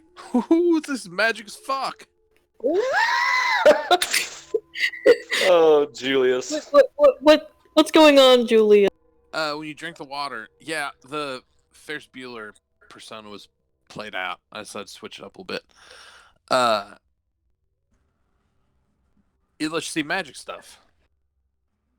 Like it glows. Like that dagger Grook's got's glowing. This is glowing. That armor that Rix is wearing, right? Is that glowing? Mm-hmm. Yep. Oh, yeah, big time. I can still glow. Doesn't Tyler or Taylor have some magic arrows? Yep. Every How does enchanted this item help us, or though? any magical items you guys have are currently lit up with a glow. In Finn's eyes, he's able to see every single one of them. What about that weird coin I have? So you hold up the coin. It seems to almost flicker between being lit up by that glow and not, as if it can't quite make up its mind. Sounds about right. What about the book? Is the book glowing? The book is very much glowing. However, you are still not able to read it. Yep. I mean, I know a guy that can read shit, so if we need to get that book translated. Okay. Well, we may be maybe grabbing the book and backtracking. I mean, is that our plan? Hey, one of you with those water skins, dump them bitches out and fill it up over here. Yeah, I was thinking about that. Yeah. Yeah. I mean, I'll do that too. Yeah, I'm gonna do it. Yeah. I've got a water skin on me. Okay. Anyone who dumps out their water skin and fills it with this water, note that you have 3 uses of moon water. Nice. Of indeterminate ability other than being able to spot magic items. Tastes good. Good idea. Alright.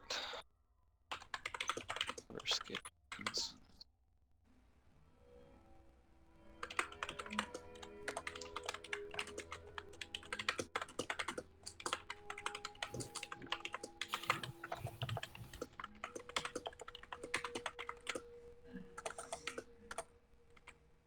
Yeah, did you say 3 uses? Yes, 3 uses of moon water. Alright, cool. Okay. What do you guys think? I mean, we can't read this shit. There's no other entrances, exits, anything in this room, right? How big is this room? How big is this pool? The pool itself isn't very big. It's only about a foot deep, about 3-4 feet in diameter. It's not very big at all. Oh shit. The room itself is about 20 by 20. You guys do look around though, having solved this little pillar, and you notice that there's a long patch of moss that seems to be covering an exit. It's almost this like white lit up arch made of bright white stone. Okay. I mean, this book's not like glued down, right? Just No, I was gonna say, no, I'll it's just not. grab You're able to it. pick- you're able If to pick somebody it up wants to and grab it, store it wherever I'll you want. grab it. throw it in your pack or something. And Ben, there is one more thing that you notice. While you're in here, you're looking around. Everyone except for Daruk and Rix's person, not his armor, is lit up with that same kind of arcane glow. You gather that you're able to also sense magic users. Oh, And as you look at your own hand as well, you see the glow around yourself as well.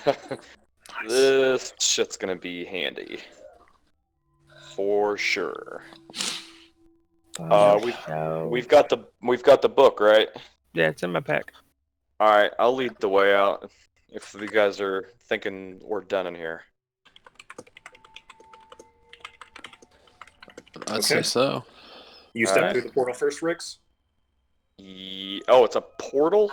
It appears to be a portal. It is a white stone archway lit up with bright white light. Yeah, I'll walk through it. I've been through portals before. You guys watch as Rix just disappears. Oh, I can't wait to find out where we fucking end up. Like, do we wait a minute and see if like pieces of them come back in, or I'll go next. Okay. Garuk walks through the portal with a thump, disappears. I'll go. Yeah. I'll go through. Yep. Okay. You all reappear a little piecemeal and spaced out in the front of the temple. Just right in front of the temple door, where the ruins once stood, Finn, you notice the temple itself doesn't appear to be going away. It seems to now just exist. Huh. That's fucking weird. Alright. Hmm. Is anybody around watching this happen? Go ahead and roll a perception check. Only he sees that the temple is sound and. No, you all see it. Oh, we all do. Okay. You all see it. Finn, you are able to see that there is like a magical glow to the temple itself. But for all intents and purposes, it is perfectly solid, and you guys are able to view it as well. Glancing around, looking to see if anyone spots you, doesn't look like there's anyone out, at least in this area at the moment. Alright, well, just get the fuck out of here before somebody shows up and starts asking weird questions about what we're doing. Yeah, you said you know somebody. We'll start walking. You know somebody that speaks all this bullshit? I don't know what the We fuck can it look- is, but yeah, I mean, we can find somebody. I mean, everybody, Alright. you guys know somebody. I mean, that's what Fitzy's for. Okay, cool. It is late, correct? Yeah, it's at this point it is past midnight. Okay, yeah. We need to head back to our... Where the hell are we staying? I don't even remember. As a reminder, you guys were staying over in... We're on the West Hills, right? Yeah, you're over in the West Hills. One of the... Are we staying at that place with all the fucking... the yard house with all the beers? Is that our actual lodging? Yeah, that was where you had stashed yourselves. Okay. Trying to remember where the... Did not have my Hilltown thing open. Because we're in the But- North Slopes now, right? Yeah, you guys are in the North Slopes District. As a reminder, though, you were basically trying to burn time while waiting to go stake out the ash lot, looking for that ghost. Yep. Mm-hmm. Oh, okay. You guys on... Is that on the way back? Yep. We can hit... Alright, let's hit that up. And Unless you guys- the Jester's Tankard was where you were staying. Okay. Yeah, I mean...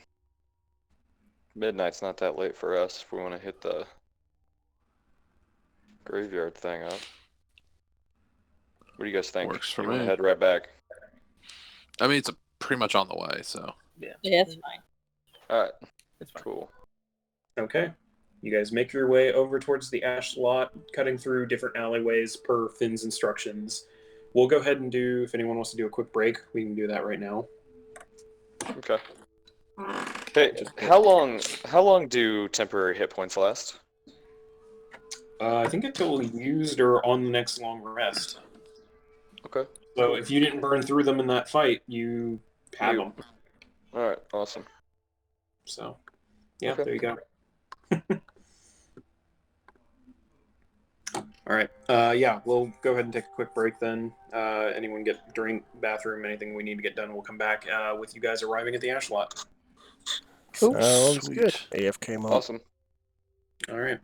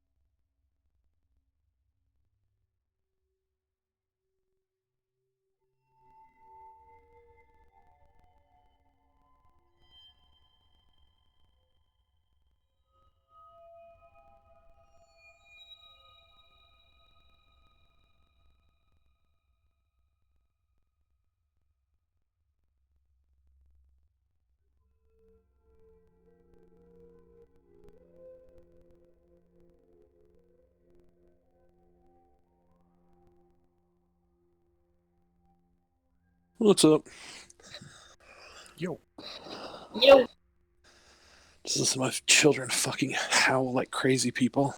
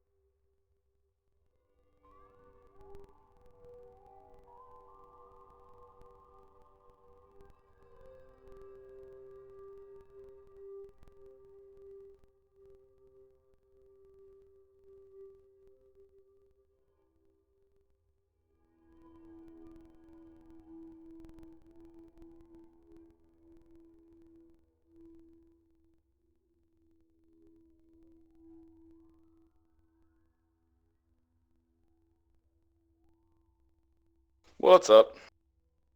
Yo. Yo. Yo. Yo. So how many games are you guys in besides this one? Oh, jeez. I've seen your YouTube channel and you've got like 5 or fucking 6, don't you? I'm in this game. I'm in a game on Mondays. I just joined another game on Sundays, which is only temporary because of the whole quarantine thing. And I have another game on Wednesdays. Oh, that's not too bad. And normally I had a game on Tuesdays, but that one's been on hiatus. Looks at current DM.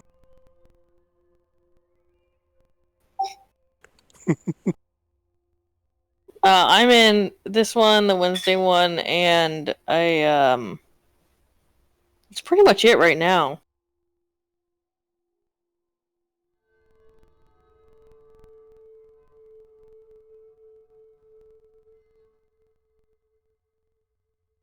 The hell just happened?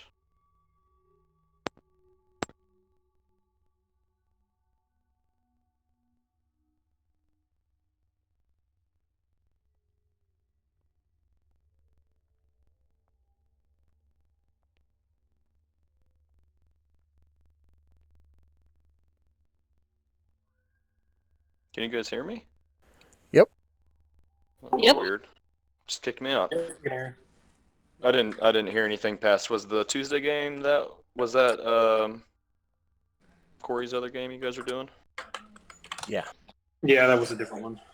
Which Yeah. now my Tuesday slot is taken up by running a game for Emily's family. Oh, okay. So are we never going to finish that other game? Or We will see. okay. Were you doing Strahd? No, that one was a Critical Role / homebrew one. Oh, okay. Oh, did you get the new source book that Matt put out? I haven't yet. I've seen the stuff on it, and I do want to get it in Beyond and everything. I just haven't had the time or money to do so yet. Yeah, if you're doing Critical Role campaigns, that'd probably be pretty good source. That game's on hiatus right now, so Uh, I need to do some stuff for that before we can go back to it eventually. But yeah, so yeah, it's just on back burner. I'll have to get to it at some point. I also have the it's for the Tal'Dorei setting, not the Wild Mount one, which I do have the actual like hardcover book for. But oh, I do miss Anyway. my rogue. yeah, I miss parts of that game. All right, we're all back, right? Yeah. I believe so. I think so. Okay, cool. Then we will go ahead and jump back into it. So, you guys having made your way back through the quiet black streets of Hilltown. Some of them lit up, most of them lit up actually, but you're also taking alleyways at Finn's suggestion whenever needed to avoid any guard patrols, any odd looks this late at night. But you make your way over into the Ash Alley, and slowly making your way over to the Ash Lot, the supposed site of the final stand, so to speak, of the Storm Ravens. As you get there, you guys can all see pretty well, especially Finn right now. The lot itself, there isn't a whole lot to it. Now you're getting a better look at it and going up to it itself. It just looks like an empty, burnt lot that encompasses about half of a block here in the city.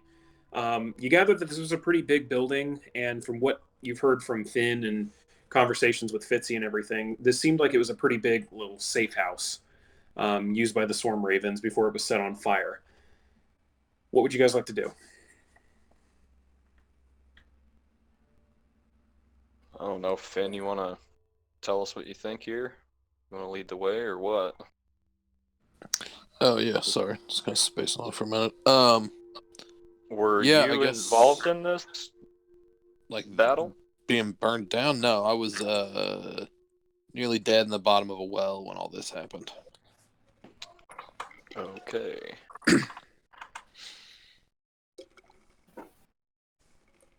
Yeah, shitbird pissed off the fucking Thieves Guild. Okay. So they wiped out the Storm Ravens. And what's the rumor here? There's a ghost. There's a ghost. Okay. We see ghosts around. Yeah. Go ahead. Do we see a ghost? Do we? Well, do we? Since you've got your crazy weird vision up right now, go ahead and roll a perception check with advantage.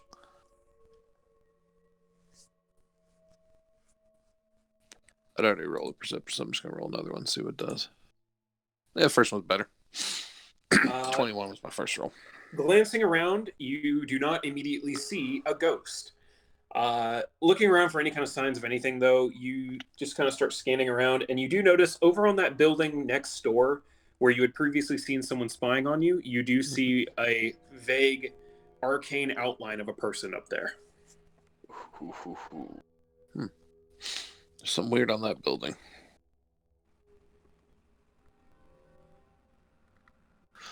I'll head that way. How far? How tall is this building?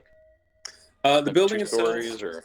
it is a 3-story building. It has a commanding view of around this area. Finn, you would know from experience that this is currently, or at least back when you knew it, wasn't ever really in use. It was kind of just an abandoned building. The guards tried to keep an eye on it to keep squatters from staying in there, but at the same time, the Storm Ravens would sometimes pay them off to look the other way. Okay. Finn can see the vague outline, or notice it rather. Do we see it now that he has pointed it out, or is he only seeing it because he's got his crazy shit going on? He's seeing the arcane glow around the person. If you guys want to roll perception checks to see if you can spot the person themselves. Yeah, dude, there's definitely a person up there. You're not. You're see not. a fucking. So yeah, I see my shoes. Yeah, you don't see much. For this.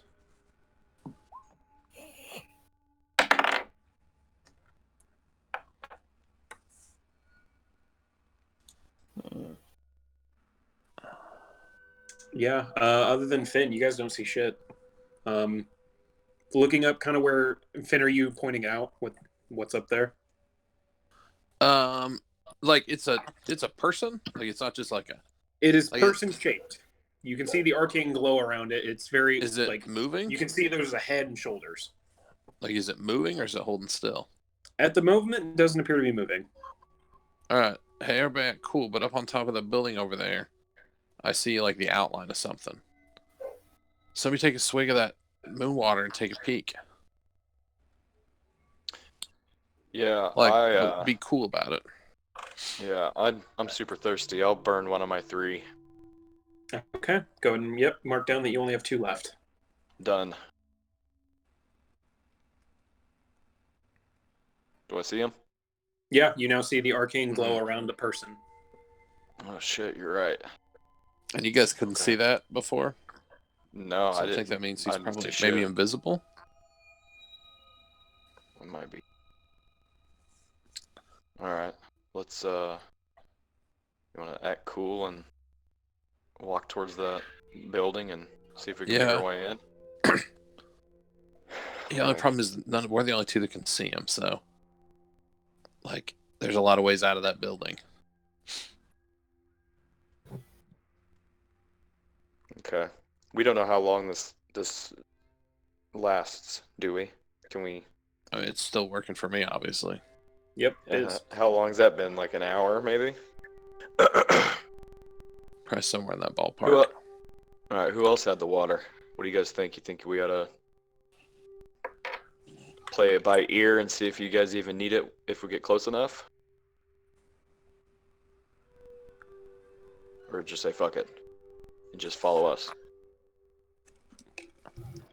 We can follow you. Don't need to use up all the water right away. Yeah, that's what I'm thinking. Is there's really no sense in it, especially if we get close and you can see it without the water. Let's nonchalantly walk down the road and maybe sneak into that building. Yeah. All right. Okay, so are you trying to do it stealthily or make it look like you're not having anything to do with that building? Yeah, like, I think so. Yeah. so we approached, like, I assume we approached the Ash Alley from the north, right? Yeah, you guys came in from the north. And which side is this building on? This building would be the east side of the lot. Okay, so the east side of the lot. So, yeah, I mean, we could, like, pass. I mean, because so basically to keep from cutting around the lot, like, we could cut right in front of this building, right? Correct. All right. Finn, you said this is the same spot that you saw this figure the last time, correct? Yes. Okay, then he or she, probably not going anywhere. Well, maybe. But it wasn't there when... I don't know. Like, fuck it. Let's just head for the building. Okay, go ahead and... Oh, go ahead. Yeah, like I said, just moving as if we're just walking along the side of the building, or like, you know, beside the building on our way past the ash lot. Just see what the shape does.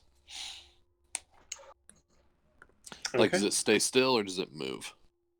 It seems to move and follow you around the edge of the building to keep an eye on you. Alright. As if to keep an eye on you. Do we know if this thing notices that we've seen it yet? Can't really tell. All you're really seeing at this point is just the shape of a human wreathed in like the outline a little bit. Yeah, you're seeing basically like a whitish green outline around them. You can see when they move, but you can't really make out any details of their face, if they're keeping an eye on you, or if they even like how much of you that they are able to see and make out at this point. Hard to tell. All right. What do you think, guys? Just want to like rush the building and run upstairs? Yeah, fuck it. Let's just go. Yeah. All right. Is there a door on this side? I'm gonna change to attack mode, DM. Okay, you shift the armor into attack mode. Yes, there is a door. This is on the north wall, or like the north-facing part of the building, correct? That you're trying to go in? Or well, I would have been walking towards the building, so it would have been the west side of it, right? Because you said this is on the east side of the lot. Correct. Yes, there is a door on the west side as well. There's one on the north and one on the west. Okay.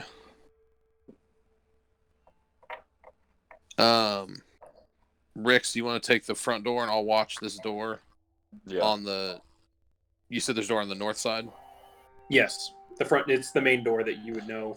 It didn't get used a whole lot because of its proximity to the Storm Raven safe house. Typically that west door did, but there is a front door. Just as a heads up here, since we're not trying to be sneaky, my attack mode is the exact fucking opposite of sneaky. So if we're going to do this, it's not going to be quiet. So I'm taking the front door. And are you watching the side door, or are you guys going through? I'll watch the side door. Okay. And I'll watch what it's doing, and then I'll keep an eye on the side door too. Okay. I'll go through the front. I'll go through the front. Okay. Those of you going up through the front, as you enter, Finn, you keep an eye on the side door. As you enter the front door... Well, and up above on the figure. Like, if it moves away from the side, I'm hitting the door. But if it stays up on the roof, I'm going to wait for a second. Okay. Keeping an ear out, listening and watching to see if that figure moves a little bit. The rest of you go through the front door, entering into basic wooden and stone structure. there doesn't appear to be any real like designated purpose. This isn't set up like a home. It's not set up like a business. It just is a building with rooms. Just kind of a general purpose, area. There is a staircase over in one corner that seems to lead up to the higher floors. Do you guys head up that way? Yeah, Yeah. that makes Okay. sense. Who's leading the group? I'll lead. Okay. As you lead everyone. I do. It's. I'm taking. There's no fucking light in here or anything, right? No. This All place right. is it is dark, but all of you are able to see with dark vision. Okay, I'll unsheath my swords. I'm not going to activate Brouhaha yet. So. Okay. As you start heading up the stairs, leading your group, you suddenly feel a slight tug on your leg as you hit a tripwire. I need all of you to roll dexterity saving throws. Motherfucker. How tall is this building? 3 stories. Oh shit! I thought So, I like, heard 2 stories. Feet Yeah. wise. Oh shit! I still had my advantage on. Sorry about that.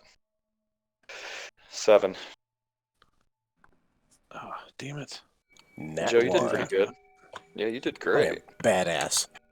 Did we We're like seriously tripping all over each other over here. fucking roll singles except for Baruch? This is gonna be fucking ugly. Okay. So, yeah, I you mean- don't have advantage, but that is No. a 14. Okay, so Rix and Karuk, you take 6 points of piercing damage. Taylor and Tyler, you take 12 points of piercing damage. And Finn, you're able to very clearly hear this, and it sounds a little bit familiar. Your people have used this before as a sort of distraction / wounding, using a bit of a shrapnel bomb, as a sudden loud explosion of sound and metal goes off in the staircase, damaging and wounding some of you. Finn, you're very clearly able to see that outline up on the roof moves and disappears from your sudden view. Alright, then yeah, I'm gonna head for the west door. Okay, you enter into the west door. It's only about a wall away from where that staircase that they set everything off in is. You're able to see the rest of your party climbing up the stairs. A few of them a little more bloody than others. I'm gonna duck outside and run around the outside of the building. Because if it's, Okay. do I remember from the inside? Is there just the one stairwell? It is just the one stairwell. Okay. But you also know, you would remember that there's another building on the other side that instead of being 3 floors is 2 floors. All right, I'm gonna run around to that. Okay, go and roll a perception check with advantage. Okay. Rest of you, what are you doing? I'm also gonna shrug my shoulders and will Elvis to the skies. Okay. Natural 20. As you come around the corner trying to get a spot on the roof of the other building and just keeping an eye on anything, you do see the entire arcane outline of a person as they seem to be jumping from the roof of the first building onto the lower roof of the second building. And you said the second building's 2 stories? Yep. So it'd be within 30. It would be within 30 feet. It would be within a 30 feet radius, yeah. Misty step, teleporting on top of the roof. Okay. With a slight poof and a shower of mist, you appear on the second roof, about 15 feet away from this shadowy individual, right in front of their path, actually. As they suddenly skid to a stop and look at you. You get a good look at them at this point. They appear to be wearing just standard dark leather armor, very familiar to you. Standard sneak armor for the most part. A short cape on the back and a hood pulled up completely with what appears to be a black face mask covering their entire face. As they stop in their tracks. Take the mask off or you get blasted. They just kind of cock their head a little bit and look at you. Your call. What are the rest of you guys doing in this instance? You guys are still in the staircase. I am. That type of shit really makes me mad. I'll say fucking brouhaha, and my sword lights up, and I'm gonna keep going up the stairs until I hit the roof. Okay. As you continue up the staircase, is the rest of you following him? Yeah. Yes. Okay. As you guys are continuing up, where you would hit the 3rd floor, which would be level with the roof of the next building. I'm also keeping an eye out for any more of those fucking tripwires. I'm not like just You sprinting. do not I'm set not off any stupid. tripwires, as there was Okay. only the one. However, you do see through a window facing towards the opposite building. Finn appears to be squaring off with this individual. Can I see shit. them? What was that, Finn? Can I see them? You would be able to, yeah, you'd be able to make them out about 20, 30 feet away from you through a window. Okay. Dude, I'm gonna use Awaken Mind on this person in front of me. Okay. Take the mask off. You said I saw through the window, right? Yep, you're able to see as they're posted up against each other. Okay, Finn, let's get to Finn, you hear a very familiar voice reply back to you. You gonna make me, little Storm Raven?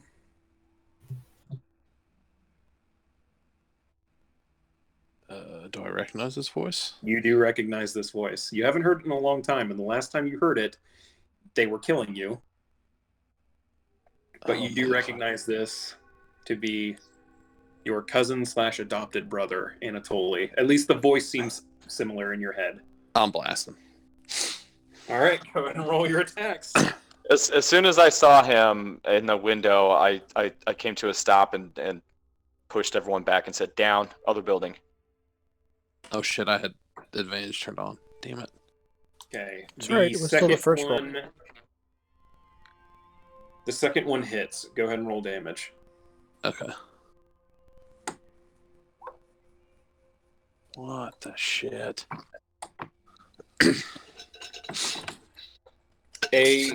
Your first blast goes wide as they quickly duck on. He seemingly ducks underneath it to completely avoid it as it shatters the window behind you, or behind them, allowing you guys a little bit of a clearer picture as Finn appears to be blasting bolts of energy at this person now.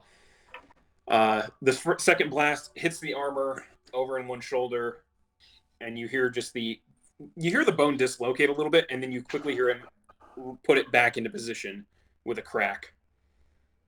As he quickly he charges right at you with a dagger in hand, and right as he's about to strike at you, instead he just twists out of your way as he's taking the disengage bonus action.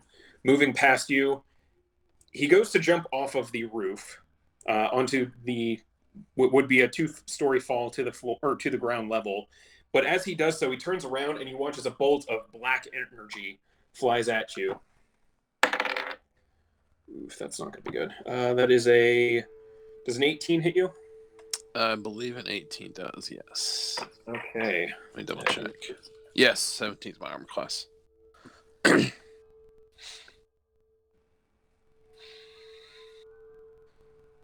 You take 25 points of necrotic damage as this black burst of energy strikes across your chest, leaving you fatigued and sore and all kinds of hurt at this moment as Anatoly's form jumps off of the roof.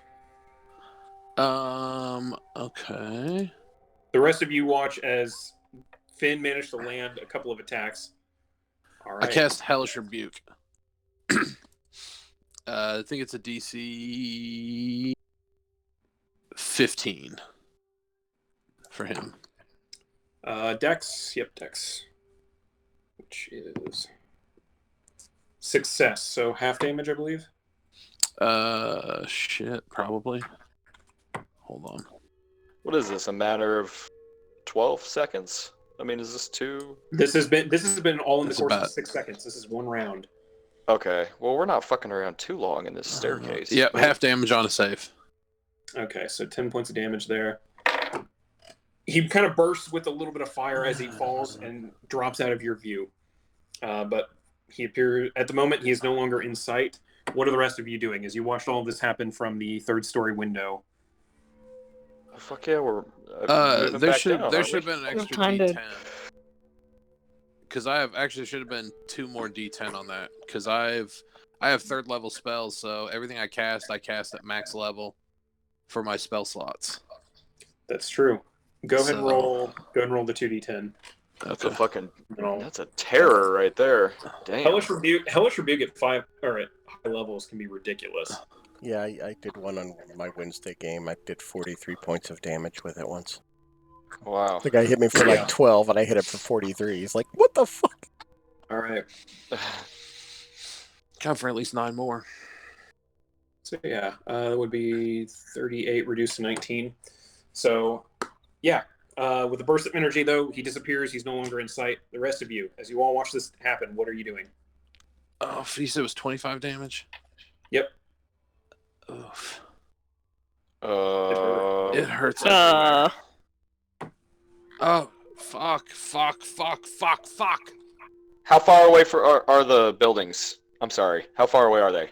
There's about From a each other. 10 foot gap in there. Oh, fuck that. I'm going back. I'm going all the way up, and I'm going to hit the roof, and then jump to the roof. Yeah. Okay. Yeah. Yeah, there's no sense in running all the way back down and then running all the way back up the building if we're that close. Okay. Easily done.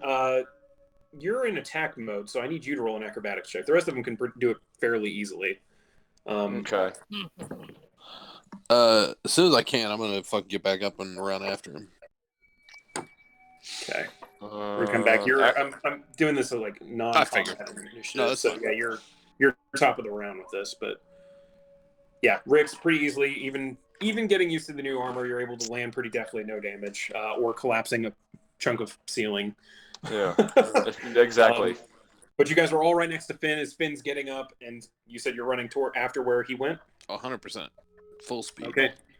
All right. I'm sending fucking Elvis scouting that direction too. Okay. Are you jumping down onto the ground level at this point? It's gonna be a 2-story fall. Misty step down. You've fallen further than that before, man. Yep. Whenever don't I have to, tackled you out of a fucking building. Okay. Yep. Misty step. You misty step down on. Well, yeah. You misty step down there. No issue. Go ahead and roll a perception check for Elvis as he's looking around, because as you glance around, you do not immediately spot Anatoly in the vicinity. 2 normal. Oof. Elvis can't see shit. Nice. He at the moment he isn't really seeing anything, as he's glancing up in the sky, trying to keep an eye on everything down below, just looking for anything. He doesn't unfortunately have the same benefit you do from your arcane vision. Yeah. He doesn't seem to spot Anatoly in the immediate vicinity. I'll have him start circling, like spiral pattern. Okay. He's going to keep an eye out. It's Anatoly's go. Okay. Rest of you are now alone on the roof. As Finn has teleported down onto the ground, you can see the small form of Elvis, the pseudo-dragon, spiraling out, trying to keep an eye out on everything.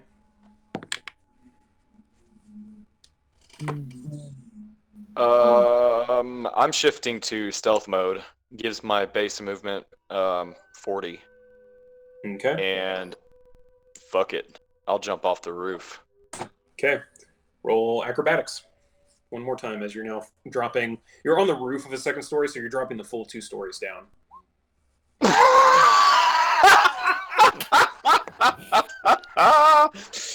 Oh, go fuck myself. I'm gonna die. You take 7 points of knee damage as your knee completely gives out on collapse. You almost faceplant into the stone cobbles of the street. Oh my god. What are the chances of that? Alright. Alright, so I 20. yeah, it is. It sure is. Oh. Sure is. Math. Alright, I feel great. So am I like laying on the ground right now? Yeah, you're laying on the ground right now. Alright, is Finn still down there? Finn He hasn't moved yet, has he? Not to my knowledge. I think you said you were staying right there and using Elvis to scout, right, Finn? No, I'm looking around too, like head on swivel. Yeah, you're searching around. I just psychically told Elvis, if you see him, like, screech, because I'm going to be focused on finding this shitbird with my own eyes. Okay. And in that case, I need a perception check from you as well with advantage. And despite my critical 1 there, do I have movement left to run down the direction that he points? Ah, eat shit. Well, he hasn't quite seen anything to point in a direction. Okay, I'll hang tight then. Yeah, you would have would have a little movement in that area. Yeah, Finn, as you're trying to focus, looking around, you're not quite blinded by rage or anything like that, but you're more blinded by the fact that you got hit with that fucking bolt earlier. Yeah. And it's taken a little bit of the focus out of you. So trying to focus in, you don't see anything immediately. Yeah. Oh fuck, that hurt. Rest of you, what are you doing? There's 3 of you still on a roof. I'm gonna turn into a cat and wait for any sort of signal. Okay. There's a cat on a roof. On a hot tin roof. Hot tin roof. Mm-hmm.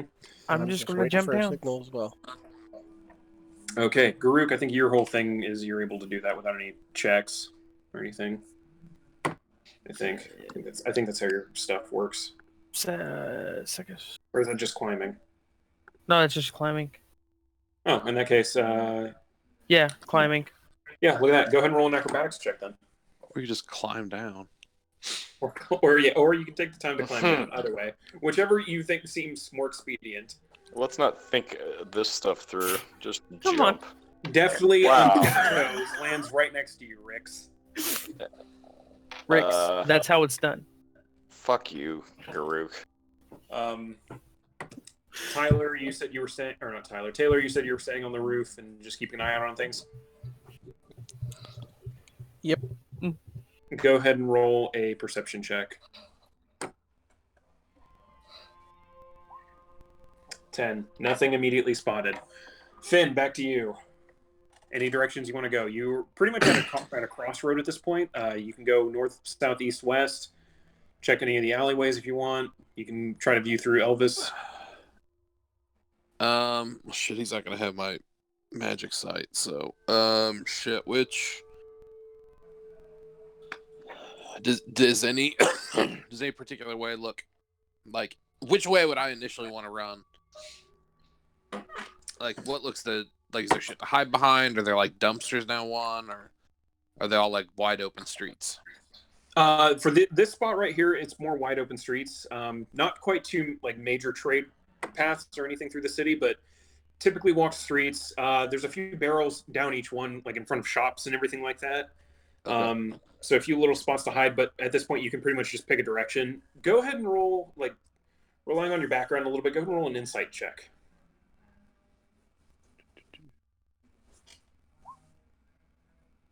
Yeah, you're a little bit blinded by that point. All 4 directions at this point seem like good options. Yep. Nope. That is fine. Fuck him. I'll run right. Okay.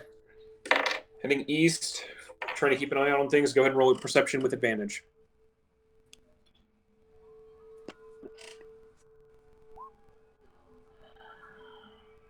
Okay, and then go ahead and roll a perception for Elvis as well, since he's still keeping an eye out.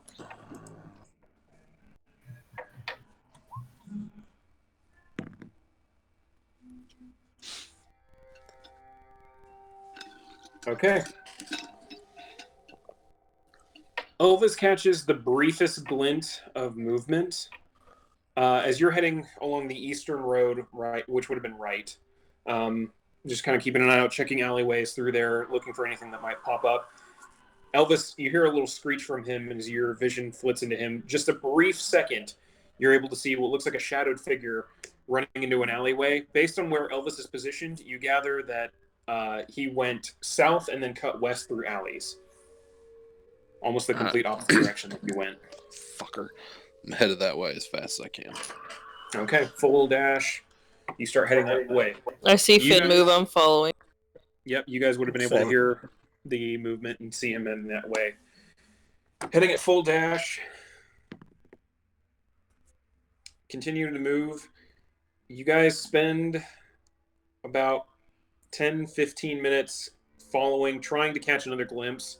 Finn, go ahead and roll one more perception check for Elvis as he's trying to follow the briefest hint of movement that he saw earlier. Damn, that is a fucking perceptive. It's a perceptive dragon, but as he's keeping an eye out. He does not manage to see any more movement. Neither does Kendall. I did not mean to hit that. You guys keep searching in this block that he had seen the movement, but after about 10-15 minutes, you gather that he may have gotten away. Motherfucker. Who the fuck was that, Finn? I'm pretty sure that was my fucking shitbird half brother. The dead one, right? Step brother? Adopted brother? I don't know. Yeah, the fucking dead one. Fucking great.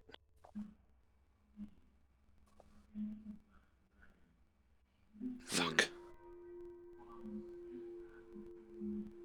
We might not have that chance again. Oh, no. We'll have it again. If I have to fucking spend the rest of my life in Tilltown, I will fucking have that opportunity again. And I will fucking finish it. And holy Jesus, that dickhead has magic and it fucking hurts. I can't believe that asshole stayed in Hilltown after everything. Like, he's not going anywhere at this point. So Well, you're no, probably he's right. obviously the one's fucking buddied up with what's her ass, the fucking Yeah. like little goblin inventor. We're gonna have to go down that road probably. Start asking questions. Yeah, Narrate. that's not gonna end well. Yeah. I guess I had some more shit you wanted to buy, so I said we go. You look beat the fuck up, man. What did he do to you? Fucking blast me with something, and it was very unpleasant. Sorry, I got him back though. Yeah, as you guys are looking over at Finn, where the bolt had impacted, you are noticing like he does look really beat up, especially since there's a giant black like stained patch on his chest where the bolt hit. As you guys kind of inspect it, though, it almost seems like there's just like a thin, very fine layer of not quite soot, but some kind of black powder or sludge almost, like grime. Grime? Huh. Yep, it's grimy. As you kind of just gently touch it with your finger, it comes back and it's on your hand. Did you actually see magic being used? Like I mean, blast me or with was something. it? Yeah, you did see since you had your arcane vision up. Yeah, it was very magical, but Yeah. it seemed to have left behind some kind of residue. Uh-oh. Nothing that we've ever seen before. Like it's like residue, like it's just like a stain, or it's like, is it like spreading? Parts of it seems more like a stain. It doesn't seem like it's spreading any kind of corruption across you or any dirt or anything across you. It's just there. And in fact, as you kind of like start trying to wipe it away, it does come away from you.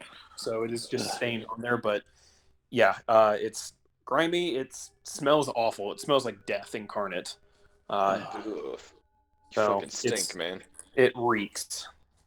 But it also hurt like a bitch when it hit you. Uh-huh. Oh, this guy's no fun. Nope. Oh God, I didn't think it was possible. I want to murder him more. I 100% do. Okay, well that did not work out in our favor. Head back to the Jester Stinker and get some sleep, or you want to keep going after him tonight? I mean, he's probably fucking long gone, but yeah. I mean, we completely lost track of him at this point. I mean, I guess I don't know. Head back to the building he was in. I guess search it, see if he's been there twice. I mean, he's obviously he put traps. So I mean, yeah. I mean, if he's been there twice and there's rumors around that there's a ghost, then he's probably sticking around that area. Would he expect us to go and wait? That's the thing. Is this guy like how smart is he? Is he an idiot? I mean, yes and no. I mean, he wasn't terribly good at the stealing side of crime, but he seemed super good at the overthrowing the fucking capo of a major crime family. There's no fucking way that if that was a skill, he was definitely good at that. There's no way he's gonna be going back to that spot anytime soon. I mean, that would be stupid. Well, yeah, Unless but maybe he's like just he left something. waiting for a or... fight. Yeah, let's go check. That's a good idea. Let's go fucking back and check the place out. See if we can find something. Okay, you guys are heading back up to the roof. I know where that's not what you were implying, but I mean, it's possible we can go check the place out and see if there's something there. Yeah, no, 100%. Like, I don't think he's coming back. Yeah. I just know he's been here Yeah. a couple times, maybe. Like I said, Hmm. I don't know. Can't you like use magic to find people if he left some shit? Yeah. Unless you guys think it's goofy, let's go check the place out before we head back. I'm still a cat. I nod. Okay. Okay. Let's go back. You guys head back up to the roof where where Anatoly seemed to have been camped out. Go ahead and roll an investigation check as you're looking around. Is our moon water still kicking in? It's still Yep, going Moonwater. strong? You are still Moonwater's still active for you. Nice. Okay. But none of you see. Sorry, that was your first. It was your first roll. Then. Yeah, no. So yeah, 21 still counts. Glancing around, looking for anything that might be, because as you get to the roof, it doesn't look like there's anything out in the open that he left. But looking around, Finn, you're pretty familiar, and Garuk as well. You're familiar with how to hide things in plain sight, especially when doing stakeouts and things like that. You both managed to find a couple different little areas where stuff has been stashed. You find what appears to be a pouch of 20 gold, several empty bottles of ale that have just been left there, along with remnants of food in one cache, and in another one, a very well kept black book with a skull emblazoned on the front of it that says "The Art of Necromancy and Practical Theory," written by Arcanist Arar. God, we got a lot of fucking reading material, guys. Which This is our Finn, third book. Finn, you recognize that name almost instantly because it's one of the creepier places in Hilltown that you know of. Arcanist Arar, he owns he doesn't own a shop or anything, but he's just a more scholarly mage that lives in Hilltown that specializes in necromancy. At least the study of it, since the practice of necromancy is pretty much outlawed, unless in particular circumstances. But you do recognize the name, at least on the book, and know that he's a local. Oh, motherfucker. Necromancy, Looks like I know where we're going next. Yeah. So, I mean, if there's empty bottles of ale and discarded like food containers and shit, he's not a fucking ghost. Kind of throws out the idea that he is a ghost. So that's good. So we know that he's still actually kicking. And like I said, this is our third book. So we've got the book we can't read with the High Celestial. Then we have the bleached white book from the shit we just went through. And now we've got this black book with fucking something that would probably land us in jail if we're caught with it. There's no way this shit is legal. I mean, none of you would be truly familiar with, but Finn, you'd at least know how to spot the sign of the Order of Magi on it. And this isn't, in fact, an embossed book. It is formally published in the Empire. Okay. And like you kind of know, and Rix, you would kind of know this being a law enforcement officer in a major imperial city. Necromancy itself, like the practice of it under specific instances, like for practical study and scientific investigation, is allowed. Sure. Necromancers don't go rolling around and just doing whatever the fuck they want, though. They're very highly regulated in what they do. Almost everything that they do is for a research purpose. But study of necromancy isn't itself outlawed. It just has a lot of taboo and stigma to it. So typically it isn't a followed field. Okay. In fact, Rix, you can't think of a single necromancer by name. It's that heavily controlled a field. Finn, because you're a local, you recognize him. And you know the stories about the, black walled building that always seems to reek of death. So there weren't any necromancers in Corda. No, very much not. No necromancer there. Okay.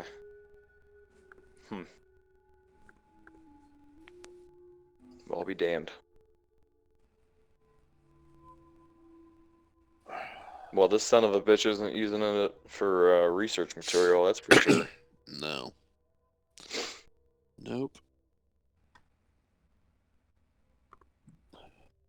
Well, I guess would I recognize the damage done to me from like when I cast Vampiric Touch, because that's necrotic damage, right? Yes, it is. Like, would it be similar? Go ahead and roll an Arcana check.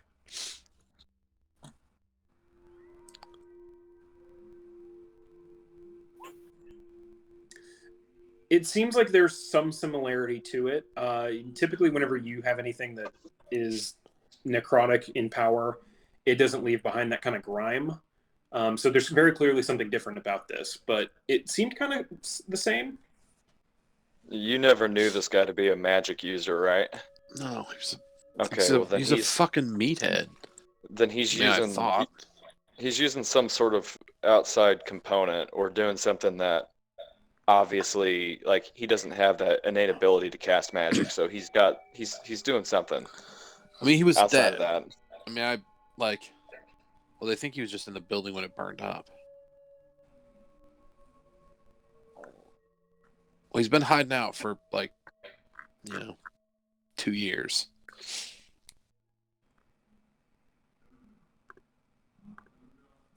But this book's you said it's commercially available?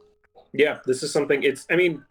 Typical big research arcane tomes like this, they're not very common simply because of there isn't a large audience for them. But yeah, if you had enough money and knew where to look, you could probably find this in a bookshop or a spell shop.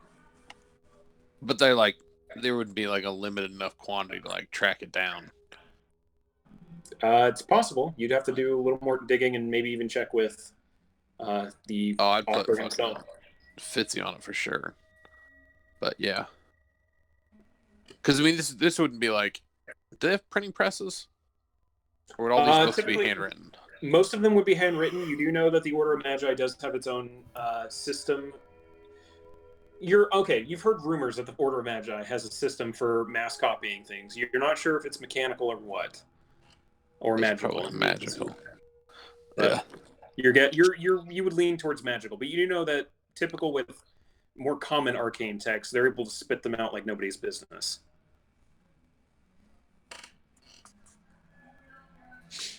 So it's not like there's this is edition 7 of 8. No, not quite. At least not for certain books. This one you might be able to do a little bit of tracking down and figure out. I'll definitely take it with me anyway. Yeah. It's not the most common magical text, but it is something that could probably be found at some point. So yeah, you can do a little digging into it when you have the chance. And then I'm gonna pee in the hole where he stashes his food. All right. Very very quickly letting go a torrent of urine onto the remnants of food in there. As you guys all just kind of avert your eyes a little bit. All right. Let's go and sleep. All right. You guys make your way back down, heading to the Jester's Tankard, making your way in. At this point, it's very, very late in the night or early in the morning, depending on how you want to look at it, about 3, 4 in the morning. But you make your way up to your rooms from the quiet, very quiet common room, as nobody is in there at the moment. Some of you finding sleep a little easier, some of you not so much, some of you basking in what little moonlight is left in your blood from the moon water, as you are lulled to sleep to see what the next day brings after the events of tonight. And that is where we'll go ahead and leave off for this session. Right. Alrighty. Fun game. So I will end the recording here. So thank you for watching, and we'll catch you next time.